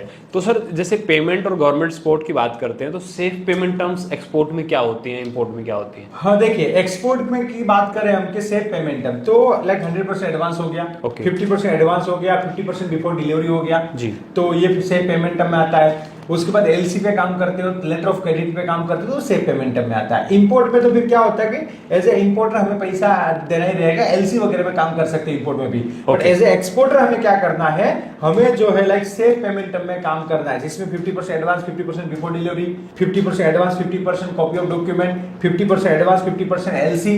हाँ। हमें उधारी वाला बोले ना कि भाई 100% उधारी वाला काम नहीं करना है, कम से कम 20-30% तो एडवांस लेना ही कोई भी सिचुएशन में जी। तो एलसी सर क्या होती है, थोड़ा और बताएं। एलसी का मतलब होता है लेटर ऑफ क्रेडिट होता है। मतलब इसमें क्या होता है कि लाइक हम जब एक्सपोर्ट करते हैं तो हमें बायर पे भरोसा नहीं है, पर हमें बैंक पे तो भरोसा है, तो हम बायर को बोल सकते हैं कि मुझे ना बैंक से लेटर ऑफ क्रेडिट खुलवा के दे। इसमें क्या होता है कि एलसी बायर का बैंक ओपन करता है एंड बोलता है कि आप हमें ए डॉक्यूमेंट दे दोगे तो मैं आपको जो है पेमेंट दे दूंगी। तो एलसी के अंदर डॉक्यूमेंट पे पेमेंट मिलता है और वो पेमेंट बैंक को देना रहता है, तो बैंक पे भरोसा कर सकते हैं। तो एलसी एक्सपोर्ट में सेफ है, but LC letter of credit का पूरा नॉलेज होना चाहिए, उसके टाइप वगैरह का नॉलेज होना चाहिए, एलसी में टर्म्स एंड कंडीशन का पूरा नॉलेज होना चाहिए। यस, ये आप लर्न कर सकते हो ट्रेनिंग वगैरह में। बिल्कुल ठीक है। तो सर जैसे गवर्नमेंट एक्सपोर्ट और इंपोर्ट बिजनेस में क्या क्या सपोर्ट देती है? हम एक्सपोर्ट की बात करें तो एक्सपोर्ट में बहुत सारे सपोर्ट है, इंपोर्ट में गवर्नमेंट सपोर्ट इतना नहीं करती है। ओके। अब एक्सपोर्ट में यहाँ पे आप एक्सपोर्ट करना चाहते हो तो यहाँ पे डीबीके का बेनिफिट मिलता है, ड्यूटी ड्रॉबैक, रोड टेप का बेनिफिट मिलता है, गारमेंट को स्पेशल आरओएससीटीएल का बेनिफिट मिलता है। उसके बाद एडवांस ऑथराइजेशन है। लाइक एक्सपोर्ट करने के लिए रॉ मटेरियल स्पेयर पार्ट आप इंपोर्ट करते हो, इंपोर्ट ड्यूटी नहीं भरना है, एडवांस ऑथराइजेशन है, एक्सपोर्ट में जीएसटी नहीं लगता है। तो गवर्नमेंट बहुत सारे जो है यहाँ पे एक्सपोर्ट में बेनिफिट दे रही है। मतलब कोई भी पर्सन एक्सपोर्ट करना चाहता है वो अच्छी बात है, क्योंकि यहाँ पे गवर्नमेंट सपोर्ट क्यों कर रही है, क्योंकि एक्सपोर्ट करने से देश का डेवलपमेंट होगा जी, लोगों को यहाँ पे रोजगारी मिलेगी, और गवर्नमेंट का मेन काम है कि लोगों को रोजगारी मिले जी।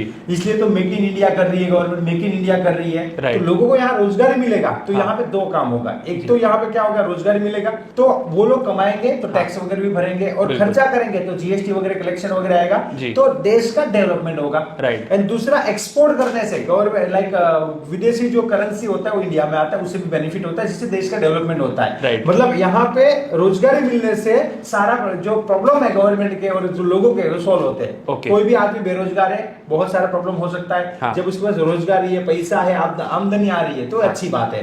तो एक्सपोर्ट में गवर्नमेंट जो है यहाँ पे सपोर्ट कर रही है, जिससे एक्सपोर्ट बढ़े जी। तो नेक्स्ट जो क्वेश्चन मैं पूछने वाला सर, उसका आपने ऑलरेडी बता दिया कि जैसे जो गवर्नमेंट की ड्यूटी ड्रॉबैक्स जैसे होती हैं, या फिर रोस्टेल आपने बताया कि जो स्पेशली टेक्सटाइल के लिए होता है, आरओएससीटीएल टेक्सटाइल, गवर्नमेंट का बेनिफिट है, डिफरेंट टाइप के बेनिफिट एक्सपोर्ट में मिलते हैं, बहुत अच्छी बात है। और इनके बारे में सर आदमी के जैसे जानना चाहे तो कहां से जान सकता है जनरली?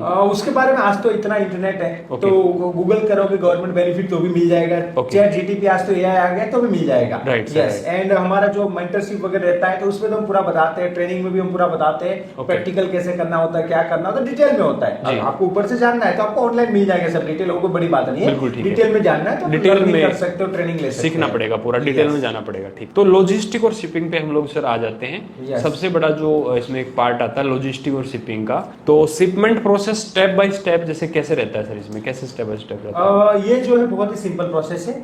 एक बार आपके पास पेमेंट आ गया, उसके बाद आपको पूरा प्लानिंग करना पड़ेगा। बहुत डिटेल सब्जेक्ट है प्लानिंग का, कि जैसे कि लास्ट डेट ऑफ शिपमेंट क्या है, जैसे कि 30 जनवरी लास्ट डेट ऑफ शिपमेंट है, उससे पहले 5 दिन पहले आपको जो है लाइक प्रिपरेशन करना पड़ता है। और शिप कब का बुकिंग है, समझो 30 जनवरी का शिप बुक है, तो उससे 5 दिन पहले अहमदाबाद से कार्गो निकालना होता है। तो स्टेप बाय स्टेप इसमें क्या होता है कि प्रोसेस होता है। सबसे पहले जो है लाइक प्लानिंग करके कंट्री बुकिंग करना होता है, फिर कार्गो मैन्युफैक्चर करवाना होता है, फिर कंट्री फैक्ट्री पे लाके फैक्ट्री में जो लाके कंट्री को भरना है, एंड उसके बाद जो है इनवॉइस पैकेज बना के आगे कस्टम में भेजना है, शिपिंग बिल फाइल होगा, कस्टम क्लियरेंस होगा, एंड आगे जाएगा। थोड़ा लंबा प्रोसेस ठीक है सर। तो बेस्ट फ्रेट फॉरवर्डर और कस्टम क्लियरेंस को कैसे हम लोग फाइंड कर सकते हैं सर? ये बहुत इजी टास्क है। इसमें क्या होता है कि आपको उसका ऑफिस विजिट करना है, आपको सामने से सब पता चल जाएगा कैसे है वगैरह क्या है, एंड कोई रेफरेंस से भी काम कर सकते हो। हम रेफरेंस भी देते हैं हमारे स्टूडेंट को, तो कि हम जिसके साथ काम करते हैं आप उसके साथ काम कीजिए, फ्रॉड होने के चांसेस कम हो जाएंगे। Exactly exactly. अदरवाइज आप विजिट करोगे तो इजी काम है, कोई बड़ी बात नहीं है। बिल्कुल ठीक है। तो आप कस्टम क्लियरेंस वालों का और इनका रेफरेंस देते हैं जिसके साथ आप ऑलरेडी काम कर रहे हैं, तो थोड़ा अच्छा रहता है कि वो लोग फ्रॉड नहीं करेंगे। यस, हमारे मेंटरशिप में जो भी स्टूडेंट आते हैं, तो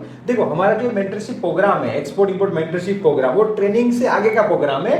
इसमें एडवांस लेवल का पूरा सपोर्ट होता है, जिसमें बायर वगैरह फाइंड करने में, स्पेशली बायर फाइंड करने में सपोर्ट किया जाता है। एंड जो है ये सब प्रोसेस में पूरा सपोर्ट किया जाता है, जिससे नया एक्सपोर्टर बोले सर मेरे को पहला ऑर्डर आ गया तो क्या होगा, तो आपको इसमें टेंशन नहीं लेना है, हमारा पूरा सपोर्ट रहेगा, हमारी टीम का सपोर्ट रहता है। कोई बड़ा क्वेरी तो मेरा सपोर्ट रहता है। लाइव जूम पे एवरी वीक Q&A होते हैं हमारे, like mentorship programme, every week आपको मुझसे क्वेश्चन पूछना है, कोई भी है डायरेक्ट। एक बार क्या सर आप मिलोगे कि नहीं मिलोगे, हमारा शेड्यूल फिक्स होता है ईयरली।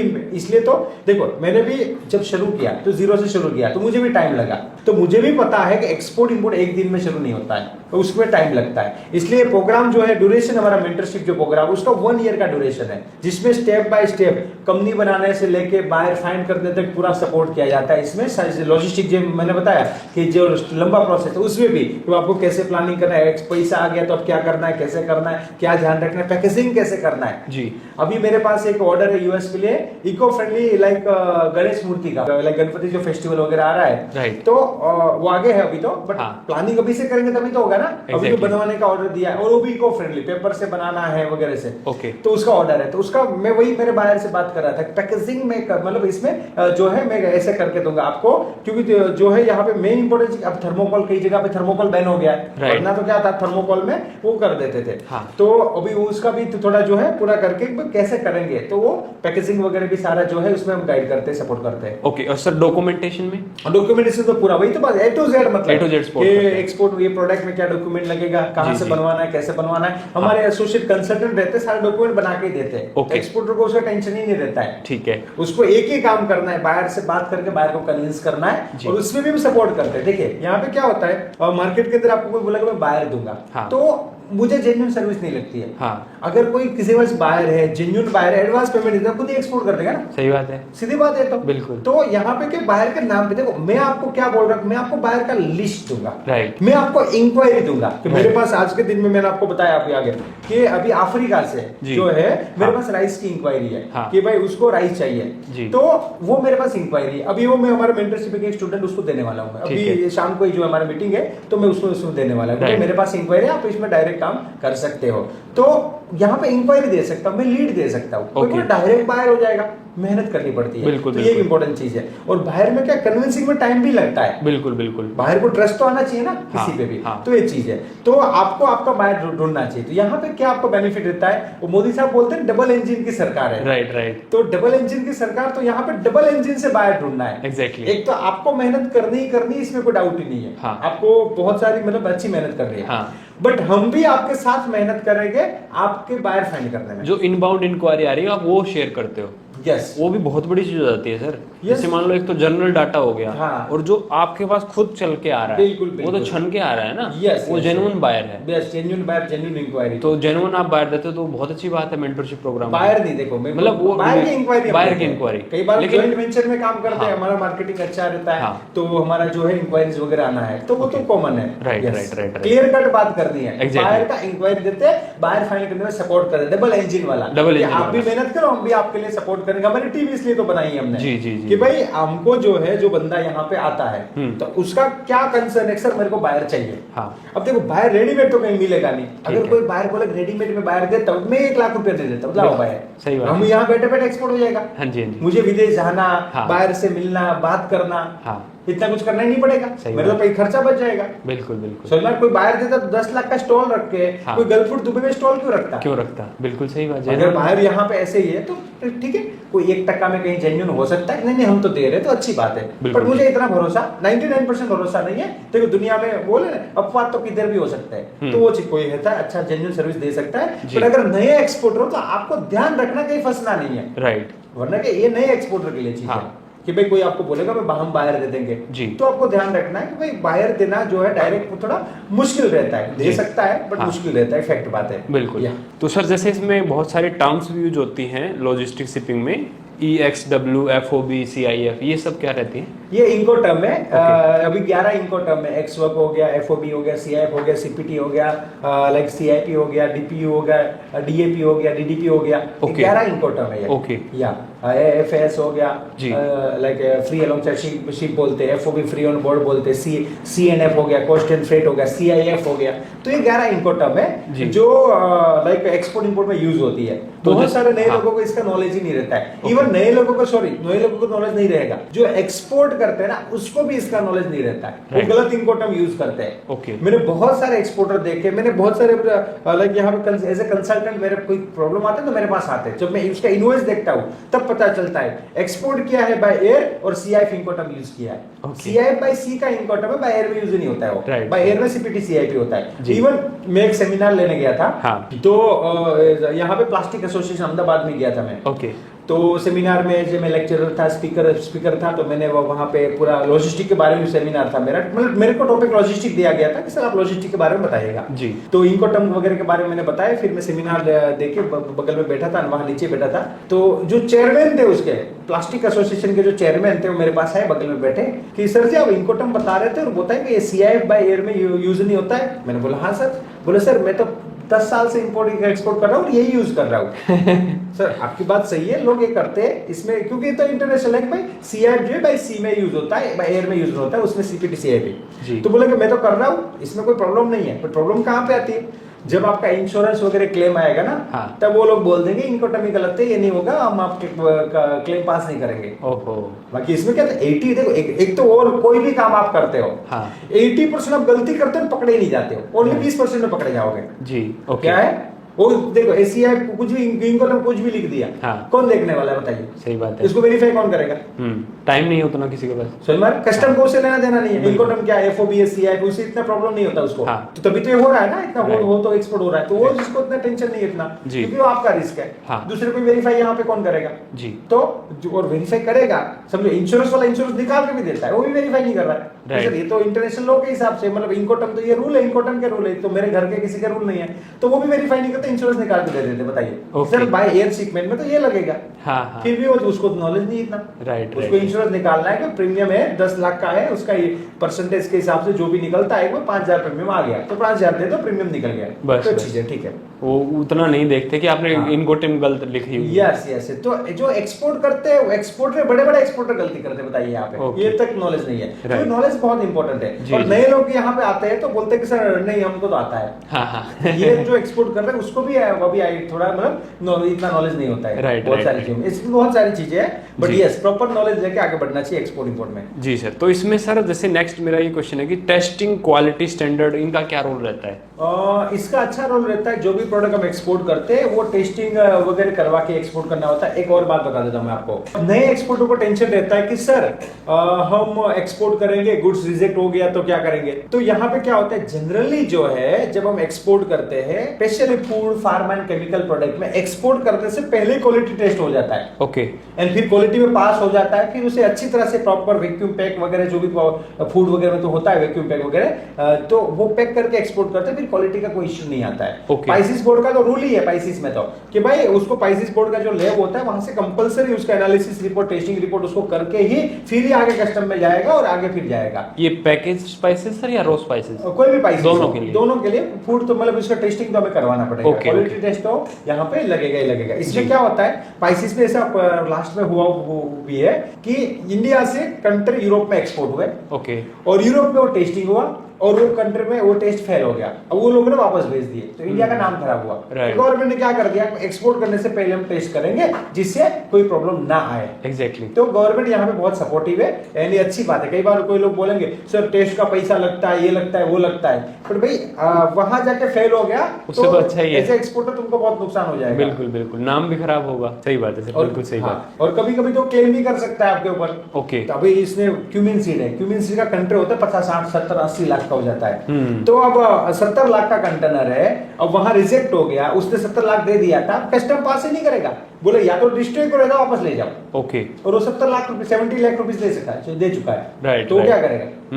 अगर 2-5 लाख है तो ठीक है भाई, चलो अब वो कुछ हो गया, अब बोले तुम्हारी गलती है। बिल्कुल बिल्कुल। अब उसको वापस लाओ। हाँ। वो वहां तो कुछ नहीं हो सकता उसका, या तो डिस्ट्रॉय करना पड़ेगा। ओहो। क्योंकि वो तो क्वालिटी नहीं है तो कोई मतलब किसी को खिला नहीं सकते ना। बिल्कुल बिल्कुल। इसलिए तो वो ध्यान रखना होता है। तो ये तो गवर्नमेंट हेल्प ही कर रही है एक किस्म से। यस यस, बिल्कुल बिल्कुल, वही तो बात है। बिल्कुल ठीक है। तो सर अभी हम लोग जैसे इंपोर्ट एक्सपोर्ट में क्या क्या फ्रॉड और चैलेंज थोड़ा इस पे डिस्कस कर लेते हैं। जैसे बहुत सारे लोग आजकल ना इंपोर्ट एक्सपोर्ट बिजनेस स्टार्ट करते हैं लेकिन फेल हो जाते हैं, उसके पीछे सर क्या रीजन मतलब आपको लगता है हो सकते हैं? इसमें आपने 2 क्वेश्चन पूछा, पहले फ्रॉड का आंसर देते हैं जी। तो एक्सपोर्ट इंपोर्ट में थोड़ा ध्यान रख के काम करना है। यहाँ पे फ्रॉड बहुत हो रहा है। ओके। मतलब इसमें क्या बहुत हो रहा है, इसका ये मतलब नहीं कि नेगेटिव नेगेटिव है, पर फ्रॉड कैसे होता है कि कई लोगों को पता चल गया कि नया बंदा आता है, उसको कुछ नॉलेज होता नहीं है, उसको बड़ी बड़ी बातें करना है, एलसी की बातें करना है, LOI लेटर ऑफ इंटेंट बोलते हैं। अफ्रीका से बहुत सारे आते हैं। अगर कोई बाहर आपको LOI भेजता है ना तो समझ जाओ इसमें 80% तो फ्रॉड के चांसेस है। क्योंकि LOI में क्या होता है, और उसमें भी अमाउंट 1 करोड़ से ज्यादा है। मैं क्लियर कट आपको बता देता हूँ कि एक मेरा स्टूडेंट मेरे पास आया कि सर मुझे ना एक ऑर्डर आया। मैंने बोला क्या हुआ बता। बोले सर एक LOI आया है अफ्रीका से, LOI लेटर ऑफ इंटेंट आया है, इसमें 5000 टन राइस चाहिए। मैंने बोला ये तो ठीक है, पेमेंट का बता। बोला एडवांस है। अब नया बंदा जिसने अभी अभी ट्रेनिंग लिया है उसको जिसका कुछ मतलब इतना कोई बैकग्राउंड नहीं है, राइस मिल नहीं है, 5000 टन राइस कहां से प्रोवाइड कर पाएगा? पहले तो ये भी नहीं है। और वो बंदा बोला कि हम आपको एडवांस देंगे, आपको कॉन्ट्रैक्ट करना पड़ेगा। अब कॉन्ट्रैक्ट के नाम पे पैसा मांग रहा है। और नए बंदे को पता ही नहीं है कि मैं 50,000 रुपया दूंगा, कॉन्ट्रैक्ट करूंगा, मुझे 1 करोड़ रुपया एडवांस आ जाएगा। तो फिर वो तो बंदा दे देता है। तो ऐसे बहुत सारे ऑपरेटिंग सिस्टम है। मेरे यूट्यूब चैनल है Paresh Solanki international export import trainer, उसके अंदर ये वीडियो है, बहुत सारे वीडियो इसके बारे में कि फ्रॉड कैसे होता है। तो मेरे चैनल पे जाके आप देख सकते हो, क्योंकि ये बहुत लंबा सब्जेक्ट है। बहुत सारे ऑपरेंड, एक तो ये होता है राइट, फिर ट्रस्ट सर्टिफिकेट के नाम पे भी पैसा मांगते हैं। अच्छा। तो कई बार तो payment link, generally export import का जो पेमेंट है ना, बैंक टू बैंक ट्रांसफर होता है, उसमें पेमेंट लिंक का यूज नहीं होता है। जी जी। तो कई बार बोलते हैं पेमेंट देंगे एडवांस में, बट पेमेंट लिंक चाहिए। ओके। अब पेमेंट लिंक आपको कहीं से मिलेगा नहीं। कोई फ्रॉड बंदा कॉल करेगा, 1 लाख में पेमेंट लिंक प्रोवाइड करते हैं। अब यहाँ 1 लाख देंगे, पेमेंट लिंक मिलेगा, वहां से 1 करोड़ एडवांस आएगा और इसमें प्रॉफिट भी 30% है। 30 लाख का प्रॉफिट, 1 लाख यहाँ चला जाएगा तो क्या दिक्कत है? बिल्कुल बिल्कुल। तो फिर नया बंदा उसमें फंस जाता है। तो एज ए न्यू एक्सपोर्टर आपको पूरा ध्यान रखना है कि यहाँ पे कहीं पे फंसना नहीं है। इससे रिलेटेड, फ्रॉड से रिलेटेड सर एक बात और ध्यान आ रही है, अलवीर मार्केट दुबई काफी फेमस है इसके रिलेटेड। लोग यहाँ से प्याज उठाते हैं, उधर एक्सपोर्ट करते हैं और वो भी क्रेडिट में। तो उस पे मतलब क्या कहना चाहेंगे? पहले तो वहां पे देखो, तो यहाँ पे क्या होगा कि कमीशन का काम नहीं करना। देखो फ्रॉड करने वाला कुछ भी करेंगे, हम किसी को फ्रॉड बोल नहीं सकते जी। एज ए एक्सपोर्टर हमें सेफ रहना है। तो मैं दुबई में एक्सपोर्ट करना है तो एडवाइस में दे सकता हूँ कि भाई आपको एक तो कमीशन का काम नहीं करना है, राइट, और दूसरा फिक्स प्राइस में काम करना है और सेफ पेमेंट में काम करना है। एटलीस्ट 30% एडवांस लेना है जी। बायर क्या होता है यहाँ पे बड़ी बड़ी बातें करता है कि हमको इतना सुपरमार्केट में सप्लाई ये है वो है, आप 10% एडवांस मांगते बोलते एडवांस नहीं देंगे। तो दुबई जैसी मार्केट में ध्यान ही रखना है कि 30% एडवांस देता है, बाकी का एलसी। अब गल्फ कंट्री पे एलसी भी नहीं खुलवाते, तो ओपन मार्केट है। तो सर आप बातें करते हो, बड़ी बड़ी बातें करते हो, एलसी तो खोलता नहीं है, नहीं खोलेंगे वो, मुझे भी पता है। तो गल्फ कंट्रीज के अंदर, वो गल्फ दुबई में एलसी खोलते नहीं है। उसमें क्या कंपटीशन का प्रॉब्लम है उसको, कि उसको वहां पे उधारी मिल जाता है तो वो एडवांस देना नहीं चाहते। राइट। अभी रिसेंटली अपने हमारी ट्रेनिंग में एक स्टूडेंट आया जिसका दुबई में रेस्टोरेंट था। ओके। तो वही बात चल रही थी दुबई की। तो बोले कि सर एडवांस क्यों दे? 3 लोग तो हमारे दुकान के रेस्टोरेंट के बाहर खड़े उधारी देने के लिए, तो मैं आपको क्यों एडवांस दूं? तो ये थोड़ा उसमें है। तो बट नए एक्सपोर्ट आपको बच के रहना है, सेफ पेमेंट में तो काम करना है। अच्छा प्रोडक्ट होगा तो दुबई में भी एडवांस मिलता है, ऐसा कोई प्रॉब्लम नहीं है। बस थोड़ा अलवीर मार्केट, फ्रेश फूड, वेस्ट पर ध्यान रखना है। जी जी। कोई बुरा धंधा नहीं है, बट मेन क्या होता है एज ए एक्सपोर्टर हमें ध्यान रखना है कि हमें फंसा के ना चला, इसलिए हमारे पास नॉलेज होना बहुत इंपॉर्टेंट है। बाकी कोई प्रॉब्लम नहीं है। यस, मतलब पहले फिक्स करनी है कि हमारा ये रेट है, मंडी भाव पे नहीं बेचना है। नहीं, वो कमीशन वाला काम नहीं, कमीशन वाला काम करना है। और फिर पेमेंट भी सेफ होना चाहिए, वरना कई बार क्या होता है बोले हाँ फिक्स में ले लेंगे जी, फिर बाद में पैसा नहीं देंगे। तो आपको जेन्युइन बायर, रेफरेंस से बायर है तो काम करना। हमारे स्टूडेंट का भी वहां पे ऑफिस वगैरह है तो रेफरेंस देते हैं, कोई प्रॉब्लम नहीं है वहां पे।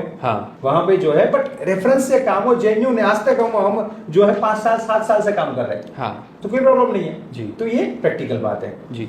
तो ये तो हो गया सर। और कुछ लोग जैसे इंपोर्टर जो होते हैं, जैसे मिस डिक्लेरेशन वगैरह करते हैं, ये भी एक अलग तरीके का फ्रॉड है, इसको मतलब कैसे? हाँ, ये तो नॉर्मल चीज है, ड्यूटी बचाने के लिए लोग अंडर इनवॉइसिंग वगैरह करते हैं, तो ये कोई बड़ी बात नहीं है। इंपोर्टर करते हैं, बट नहीं करना चाहिए, इलीगल वर्क, इलीगल चीज एक्टिविटी नहीं करनी चाहिए। और अभी एक और एडवाइस में दे देता हूँ यहाँ पे। अभी गवर्नमेंट ने ना ये सब फिर इलीगल एक्टिविटी और स्पेशली ये डॉलर का जो फ्रॉड होता है वो मनी लॉन्ड्रिंग में आता है। इधर का पैसा उधर, डॉलर का पैसा इधर, मनी लॉन्ड्रिंग में आते हैं। उसके कायदे कानून बहुत टाइट हो गया, उसपे बेल भी नहीं मिलता, जेल हो गई तो ऐसा कोई काम नहीं करना है। लीगल तरीके से काम करो, लीगल तरीके। मैं सीरियसली मैं आपको एक पर्सनल बात बताना चाहूंगा कि अभी कोई दुबई में इंडिया के बहुत ही बड़े बिजनेसमैन थे, शायद कोई यूएई एक्सचेंज वगैरह था, कोई नाम भी था, जो भी है, न्यूज पे रहा था। तो उसके ओनर का कुछ प्रॉब्लम हो गया, बैंक करप्ट हो गए। रियली देखा था मैंने कि उसके ओनर बैंक करप्ट हो गए। बहुत बड़ा नाम बनाया उसने, यूएई एक्सचेंज, मतलब क्लियरली बात करूं तो यूएई एक्सचेंज के जो ओनर है और उसका बहुत बड़े बिजनेसेस वहां पे थे और बहुत बड़ा काम था। फिर लास्ट में पता नहीं क्या हुआ है, उसका बैंक मतलब बैंक करप्ट हो गया, उसका कंपनी बिक गया, सब कुछ बिक गया। तो यार इतना, तो ऐसा काम क्यों करना है? इतना बड़ा आदमी बन के फिर जो है, अभी एक में देखा था कोई बड़े बिजनेसमैन को जेल हो गई, तो क्या करना है? बिल्कुल, क्या फायदा? तो जितना हो उतना जेन्युइन प्रैक्टिस करना है। जी, हम किसी को बोल नहीं सकते 100% प्रैक्टिस करो, ये हम किसी को कुछ नहीं बोल सकते। राइट। पर जितना हो उतना अच्छा काम कर, ऐसा मतलब ऐसा तो नहीं करना है। इसका फायदा क्या है फिर? आपने 2 नंबर से कुछ कमा भी लिया तो फायदा नहीं है। आज के दिन में हेल्दी लिविंग और हैप्पीनेस सबसे इंपॉर्टेंट है। आपके पास कितना पैसा है, ठीक है, वो उसके लिए पैसा, वो ये बोलने के लिए आपके पास पैसा होना चाहिए, बट सबसे इंपॉर्टेंट चीज है कितने आप हैप्पी हो। और मैंने देखा है, सुना है, और बड़े बड़े सीईओ बड़ी बड़ी कंपनी के रिजाइन कर रहे हैं। जी खुद रिजाइन कर रहे हैं। टारगेट है, न्यूज में आया था कि बड़ी बड़ी कंपनी को सीईओ रिजाइन कर रहे, टारगेट अचीव नहीं हो रहे। बिल्कुल। HUL जैसी कंपनी का सीईओ रिजाइन करे, वो स्ट्रेस में जी रहे हैं, सुसाइड कर रहे हैं। तो ये भी थोड़ा एक पार्ट को देखना पड़ेगा, पर्सनल लाइफ को भी देखना पड़ेगा, बहुत जरूरी। तो ये थोड़ा ध्यान रखना है। बिल्कुल सही बात है। तो फ्रॉड की जो बात की, तो जो है जितना मतलब जो पॉसिबल है यहाँ पे लीगल काम करना है, क्योंकि एक्सपोर्ट इंपोर्ट वाइट का बिजनेस है और पैसा बैंक से आना है, बैंक से जाना है, कैश का कोई इतना धंधा होता नहीं है। फिर ठीक है, अंडर इनवॉइसिंग करते हैं, हवाला करते हैं, ऐसा काम में फिर पकड़े गए तो फिर बहुत प्रॉब्लम हो जाएगी। तो अच्छा काम करना है जी। तो जैसे सर गवर्नमेंट के कस्टम वाले कई बार आपके जो गुड्स इंपोर्ट करे उसको सीज कर देते हैं, तो वो क्यों होता है सर? जैसे इसमें तो फिर क्या होता है, चीज जो इंपोर्टर है उसके पास डॉक्यूमेंट वगैरह नहीं है, तो फिर वो कस्टम क्लियर नहीं करवाता है, तो फिर वो लोग सीज कर देंगे, क्योंकि उनको लेने नोटिस में भेजते हैं वो लोग, तो कि आपका कंट्री आया हुआ है, आप क्लियर करवाइए, नहीं करवाओगे तो हम जब्त कर लेंगे। फिर वो जब्त करके उसका फिर ऑक्शन कर देते हैं। तो ऑक्शन का सर क्या प्रोसेस रहता है? वो नॉर्मल प्रोसेस है। गवर्नमेंट की जो वेबसाइट है MSTC करके, जो गवर्नमेंट की वेबसाइट है, वहां पे उसका पूरा एप्लीकेशन वगैरह होता है, उसमें रजिस्टर करना पड़ता है, एंड उसके बाद उसका बिडिंग वगैरह होता है। बिडिंग में मिनिमम अमाउंट वगैरह भरना पड़ता है। फिर पहले देखने जाना है गुड्स को, फिर बिडिंग करना है। बिडिंग में जिसको मिल गया उसको मिल जाएगा। मतलब वॉक इन से जा सकते हैं या फिर पहले कुछ? पहले उसका वो रजिस्टर करना पड़ेगा, रजिस्टर ऑक्शन मेंबर बनना पड़ेगा उसका। उस साइट पे रजिस्टर करके आपका प्रोफाइल वगैरह सब बनेगा, एंड उसके बाद उसमें नोटिफिकेशन वगैरह आता है, तो फिर आप जा सकते हो एंड पूरा कार्ड को देख सकते हो, फिर बीट कर सकते हो। नॉर्मल जी, बहुत बढ़िया सर। तो सर जैसे अभी फाइनल हम लोग एक्सपर्ट एडवाइस पे आ गए हैं, तो जैसे मान लो किसी के पास 5 लाख का, 6 लाख का, 10 लाख का बजट है, तो उसके लिए कौन से प्रोडक्ट बेस्ट रहेंगे आपके हिसाब से? ओके, प्रोडक्ट की हम बात करें तो यहाँ पे कम बजट की बात हुई, 5-10 लाख की, तो यही बात होगी। जी। तो फिर आप handicraft, imitation jewellery and personal care product, cosmetic products, ये सारे प्रोडक्ट को, लेदर प्रोडक्ट्स, इसको एक्सपोर्ट कर सकते हैं। गिफ्टिंग आर्टिकल, यस, आज के दिन में एक नया कैटेगरी और है, वो है गिफ्टिंग आर्टिकल। गिफ्ट का जमाना बढ़ गया है, राइट। तो गिफ्ट आर्टिकल हो गया, पर्सनलाइज्ड गिफ्ट वगैरह हो गया, तो वो प्रोडक्ट आप एक्सपोर्ट कर सकते हो। एंड आप प्रॉफिटेबल प्रोडक्ट ढूंढ रहे हो तो जनरल एडवाइस है, बच्चों की कोई भी प्रोडक्ट है, उसमें अच्छा प्रॉफिट मिलेगा। एंड मैडम लोगों की, लेडीज लोगों की जो भी प्रोडक्ट है, तो उसमें अच्छा प्रॉफिट मिलेगा। तो कम बजट में भी हो सकता है। अभी वुडन टॉयज वगैरह, पजल्स वगैरह का, वुडन का अच्छा डिमांड है आज के दिन में, तो ये प्रोडक्ट सारी कर सकते हैं कम बजट में भी। ये जो साइंटिफिक टॉयज हो गए, पजल टॉयज हो गए, तो कम बजट में भी ये काम आप कर सकते हो, कोई भी मतलब कर सकता है। तो सर जैसे अगर आपको 3 गोल्डन टिप्स देनी हो हमारे व्यूअर्स को एक्सपोर्ट इंपोर्ट बिजनेस में सक्सेस होने के लिए, तो सर 3 टिप्स क्या रहेंगी? आपको 3 टिप्स देनी है, तो मतलब यहाँ पे मैं देखो, एक्सपोर्टर आपको बनना है तो सबसे पहले जो है यहाँ पे वो है नॉलेज। जी। क्योंकि अब गाड़ी चलाना है तो ड्राइविंग तो सीखना ही पड़ेगा, तो बिल्कुल सही। नॉलेज आपके पास होना चाहिए, फर्स्ट है। ठीक है। सेकंड, आपका सॉलिड प्रोडक्ट होना चाहिए। थर्ड जो है, अच्छा मार्केटिंग करो, जो दिखता है बिकता है। ठीक है। बाकी सब बोले स्टोरी बनाने की जरूरत नहीं है, Right. सब बातें स्टोरी मार्केटिंग में बेचना है, बाकी हाँ। सब चीज क्यों फेल हो गए, अरे ये नहीं था वो नहीं था, वो पूरा अलग स्टोरी बनाना है। जी। तो तीसरा है मार्केटिंग करो। हाँ। अच्छी मार्केटिंग करो, सोशल मीडिया मार्केटिंग। आज के दिन में जो बंदा टाइम देगा वो सक्सेसफुल होगा। ओके। अगर जिसके पास भी टाइम है वो सक्सेसफुल है। ठीक और सबसे बढ़िया चीज एक बताना चाहूंगा मैं आपको यहाँ पे, सबसे बढ़िया चीज जो है वो है लाइक आज के दिन में एक्सपोर्ट इंपोर्ट में सबसे ज्यादा सक्सेसफुल है वुमन एंटरप्रेन्योर, उसमें भी हाउसवाइफ मैडम लोग। ओके। हाउसवाइफ मैडम लोग जो शादी होके सेटल हो गए, 2 बच्चे हो गए, वो आगे बढ़ रहे हैं आज के दिन में, वो सबसे ज्यादा सक्सेसफुल है आज के दिन ओके। में। ओके, इसके पीछे क्या रीजन है सर? इसके पीछे रीजन यही है कि जिसके पास टाइम है। ओके। अब मेरे पास कई बार ट्रेनिंग में या मेंटरशिप में मैडम लोग आते जी। हैं, तो मैं बोलता हूँ मैडम आप क्या करते हैं? ओके। तो बोले कि सर मैं एक हाउसवाइफ हूँ, मैं कुछ नहीं करती हूँ, मेरे 2 किड्स है एंड अभी मैं फ्री हूँ, तो मुझे कुछ लगा कि कुछ करना चाहिए, तो मैं फिर सीखने आ गई या मेंटरशिप में आ गई मैं। जी जी जी जी जी। तो वो मैडम आते हैं, सीखते हैं एंड 3 महीने में एक्सपोर्ट कर देते हैं। ओके। क्योंकि अब देखो, वो एक तो आते हैं तो पहले तो डिसाइड करके आते हैं, ऐसे लाइक बीइंग हाउसवाइफ किसी को आना है तो पूरा डिसीजन, फैमिली का सपोर्ट वगैरह सब लेके आता है, सब उनको पूछ के आएंगे ना। जी जी। डायरेक्ट तो ऐसे नहीं आ जाएंगे, किसी को भी मतलब फीस भी भरना होता है, सीधी बात है, जो प्रैक्टिकल है वो। बिल्कुल बिल्कुल। तो फैमिली को पूछ के आते हैं। हाँ। और उसको पता है मेरे पास ये टाइम है, मैं मतलब इतना फ्री टाइम है, तो फिर वो क्या कहते हैं, सीखते हैं। मैंने पहले बताया बायर कन्विंस करना है, बायर फाइंड करना है, Right. तो क्या करना होता है कि बायर से अच्छी तरह से बात करना जी। है, तो प्रॉपर्ली बात करते, टाइम देते हैं, सैंपल की बात करते, समझते हैं। हाँ। और जो मेच्योरिटी, हाँ। एक मैडम समझो, आप समझ वो मेच्योर भी रहेंगे। जी जी जी। तो एक मैच्योरिटी की बात है, तो फिर वो अच्छी तरह से बात करते हैं, तो काम बात करते हैं तो बात बनती है। ओके ये सर। तो सिंपल रूल है जी, बिजनेस जी, का जी, जी। और सेल्स का। बिल्कुल, तो बिल्कुल। आज के दिन में वुमेन एंटरप्रेन्योर ज्यादा काम कर रहे हैं। ओके। तो यहाँ पे देखिए, इससे क्या एग्जांपल से क्या समझने को मिलता है, अगर कोई बोलेगा एक्सपोर्ट इंपोर्ट डिफिकल्ट है, हाँ। तो भाई मैडम लोग कर रहे हैं, हाउसवाइफ लोग, बिल्कुल, ऐसा नहीं बिल्कुल। मैडम लोग नहीं कर सकते, सही यहाँ बात पे है। वो कंपैरिजन नहीं है, but Right, जो right. ज्यादा जो है आज के दिन में वुमेन हाँ, एंटरप्रेन्योर मतलब जो उस लाइन में नहीं है वो भी अगर उसको कर पा रहा एग्जांपल है। मैं दे दूं तो समझो कि भाई 100 वुमन लोग हैं, तो उसमें से 80% सक्सेसफुल हो जाएंगे, ओह। मेन में बहुत कम रेशियो रहेगा। Right right right. क्योंकि उसमें क्या होता है कि मेन का वो भी रीजन भी समझ लो। हाँ। वो बंदा लोकल में ऑलरेडी बिजनेस कर रहा है, अब जी। ये बिजनेस को छोड़ नहीं सकता है, ये बिजनेस को पकड़ नहीं सकता है। बिल्कुल बिल्कुल। बंदा जॉब कर रहा है, हाँ। ट्रेनिंग तो ले लिया, कई बार ऐसे आपने पूछा था ना, आगे बात हुई थी हाँ। कि सर ज्यादातर लोग फेल क्यों होते हैं? खेल क्यों होते हैं? तो इसका रीजन फेल नहीं होते, बट वो उसका फिर क्या होता है कि टाइम नहीं जो दे पाता। टाइम नहीं मिलता है। राइट, वो राइट। मैं नहीं कर, अब जॉब को, अब एक बंदा मेरे पास आया था, बोला सर 3 लाख रुपया मेरी सैलरी है। हाँ। अब 3 लाख रुपया वो तो बहुत अच्छी बात है महीने का, जी जी। तो अच्छी बात है। हाँ। तो वो 3 लाख को छोड़ के अब वो बिजनेस करेगा, जीरो से स्टार्ट करेगा, और मेहनत इतनी है। हाँ। ये और दूसरा ये भी रीजन है कि यहाँ मेहनत है, मैं मेहनत। फैक्ट ही बता दूं यहाँ पे। जी। एक्सपोर्ट वैसे बात कर इजी है, हाँ। बट मेहनत बहुत भरपूर, गुजराती में तो हमें बोले ना तो भरपूर मेहनत करनी पड़े छे भाई आपने। Right right right. क्या है भरपूर मेहनत, मतलब पूरा मेहनत करना पड़ेगा तभी काम होगा। हाँ। एक मतलब 6 महीना, इवन 9 महीना, 1 साल तो देना पड़ेगा। जी जी सो 2 महीने में, 1 महीने में, 1 दिन में यहाँ पे कुछ नहीं होता है। बिल्कुल सही बात तो है। पूरा मेहनत करना पड़ेगा, वो किसी के पास टाइम नहीं है, जल्दी चाहिए। राइट, रील्स के जमाने में हाँ। 1 साल किससे मांग लिया, राइट। लोग 3 सेकंड, 1 मिनट नहीं देते। 1 मिनट नहीं देते, 8 सेकंड देते हैं। हाँ, 5 रील स्क्रॉल हो जाती है रील। Exactly. तो आप बोल रहे हो सर 6 महीना लगेगा, बिल्कुल तो सही। फिर ये इसका रीजन है। समझ जी। कि कई लोग आप बोलोगे कि सर इसमें लोग फेल होते हैं, तो फेल नहीं होते, टाइम नहीं दे पाते। टाइम नहीं दे और पाते। दे नहीं पाते, वो भी रीजन नहीं, देना नहीं चाहते फिर। देना नहीं चाहते। जॉब छोड़ नहीं सकते, या बिल्कुल। फैमिली का प्रेशर होता है, इतना मैनेज करना। मैं भी काम कर रहा हूँ, मुझे पता है। सही बात है। मैंने बिजनेस जो भी करा उसको सब पता है बिल्कुल बिल्कुल। कि भाई ये कितनी 20 पे 100 होता है। तो बिजनेस वाले को सब पता है। अब देखो जी, गवर्नमेंट वगैरह का रूल्स रेगुलेशन को फॉलो करना पड़ता है। हाँ।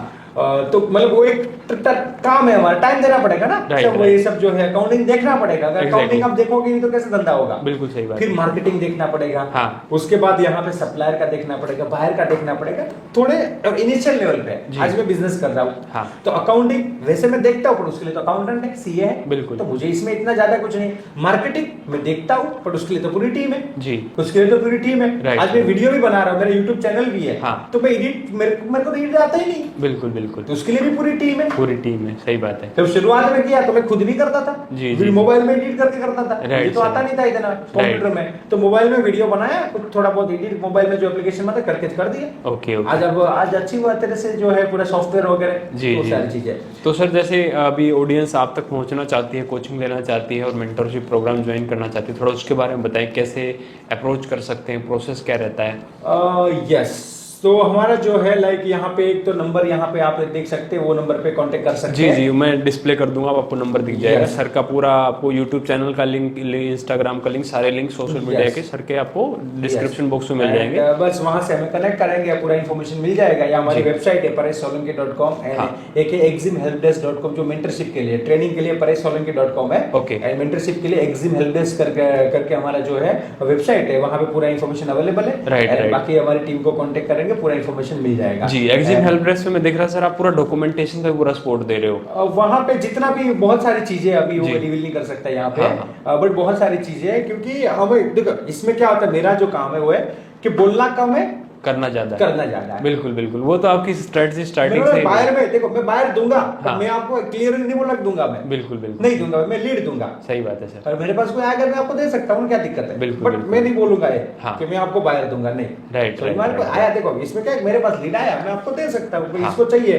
कई बार तो हमारे स्टूडेंट की इंक्वायरी आती है। जी, अभी मेरे पास ऑलरेडी मेरे स्टूडेंट की इंक्वायरी है, कनाडा के अंदर है, उसको जो है प्रोडक्ट इंपोर्ट करना है, बोले सर इसका सप्लायर दीजिए, कोई एक्सपोर्टर दीजिए, या आप एक्सपोर्ट कीजिए। ओके। बोला आप एक्सपोर्ट कर दो, बहुत अच्छी बात है, क्योंकि मुझे ट्रस्ट का इशू नहीं रहेगा। राइट। क्या कोई अच्छा बंदा दे दीजिए जो मुझे एक्सपोर्ट करे, क्योंकि मुझे तो प्रोडक्ट यहाँ पे चाहिए। बिल्कुल सही बात, वो चीज है, ये चीज ये इंपॉर्टेंट चीज है। तो सर जैसे अभी एक फाइनल यूथ के लिए क्या एडवाइस देना रहेंगे उनको, अगर जैसे अपना कैरियर बनाना है तो मतलब उसके लिए क्या आप एडवाइस देना चाहेंगे? एक बहुत ही अच्छी बात है, आज का यूथ जो है बहुत ही स्मार्ट है। राइट। ये बहुत ही अच्छी बात है आज के दिन में, और यहाँ पे हमारे पास सब टेक्नोलॉजी है, सब ये चैट जीपीटी, मतलब इतना एआई आगे बढ़ चुका है, सब चीजें। तो हमें क्या करना है आज के दिन में कि अपना दिमाग लगाना है, एआई तो है ही, पर अपना दिमाग लगा के पूरा डिसाइड करना कि हमें आगे करना क्या है, हमारी जिंदगी हम कैसे जीना चाहते हैं। जी। तो आप डिसाइड करो आपको क्या करना है, मेहनत करनी है। मतलब पहले तो एक तो जॉब बुरा नहीं है, जॉब कर सकते हो, अच्छी कंपनी में जॉब कर सकते हो, दुनिया घूम सकते हो, ऐसा कोई प्रॉब्लम नहीं है। दूसरा, बिजनेस तो करना ही है मेन, तो अब तो उस पे तो लोग आ रहे, सारे पॉडकास्ट भी बन रहे हैं, हाउ टू डू बिजनेस, अच्छी बात है। और मैं भी प्रमोट करता हूँ, बिजनेस करना चाहिए, अच्छी बात है। हम बात करें बिजनेस की, नए एक्सपोर्टर को, एंटरप्रेन्योर को बिजनेस करना तो क्या करना पड़ेगा? देखिए, आपको बिजनेस करना तो जीरो से आज स्टार्ट करना पड़ेगा। और जब जीरो से स्टार्ट करते हैं तो इतना हमारे पास रिसोर्सेज रहते नहीं है, तो आपको खुद को मेहनत करनी पड़ेगी, टाइम देना पड़ेगा। इसमें भी 9 to 5 वाला, वो बोले 9 to 6 वाला जॉब नहीं होता है। मैं जब बिजनेस शुरू किया सर, मेरा तो मैं खुद पे एक रिकॉर्ड, ये कभी किसी को बताया नहीं मैंने, खुद का जो मेरा ये ऑफिस बिल्डिंग है ना, सबसे ज्यादा ऑफिस बिल्डिंग में मैं ही रहा होगा। ओके। सुबह 9 बजे आने का, रात को 9 बजे जाने का। राइट। और संडे भी मैं आता था। और संडे भी ऐसे रिकॉर्ड कैसे बनेगा? ऐसे तो नहीं बन जाएगा ना। सही बात है। संडे के दिन भी मैं ऑफिस आता था, क्योंकि घर पे तो कोई काम होता नहीं था, घर पे क्या करने का। बिल्कुल। तो ये चीज है। तो मैं यहाँ पे काम किया है सर। मेरे बाहर फाइंड करना है, जब ट्रेनिंग शुरू किया मैंने, तो ट्रेनिंग में स्टूडेंट को जो सपोर्ट करना वगैरह है, तो मेरे बिल्डिंग में बैठा हूँ। राइट। मेरे ऑफिस में मैं बैठा हूँ सबसे ज्यादा। ओके। मेरे ओनर जो रेंट पे था वो भी बगल में था, उसकी भी 2 ऑफिस थी। तो वो बोलेगा आप इतने देर क्यों बैठते हैं? राइट। मैं क्या करूँ भाई, मेरे को तो दूसरा यही काम है मेरे लिए, बिल्कुल दूसरा काम नहीं है। तो चीज है, तो मेहनत करना पड़ेगा।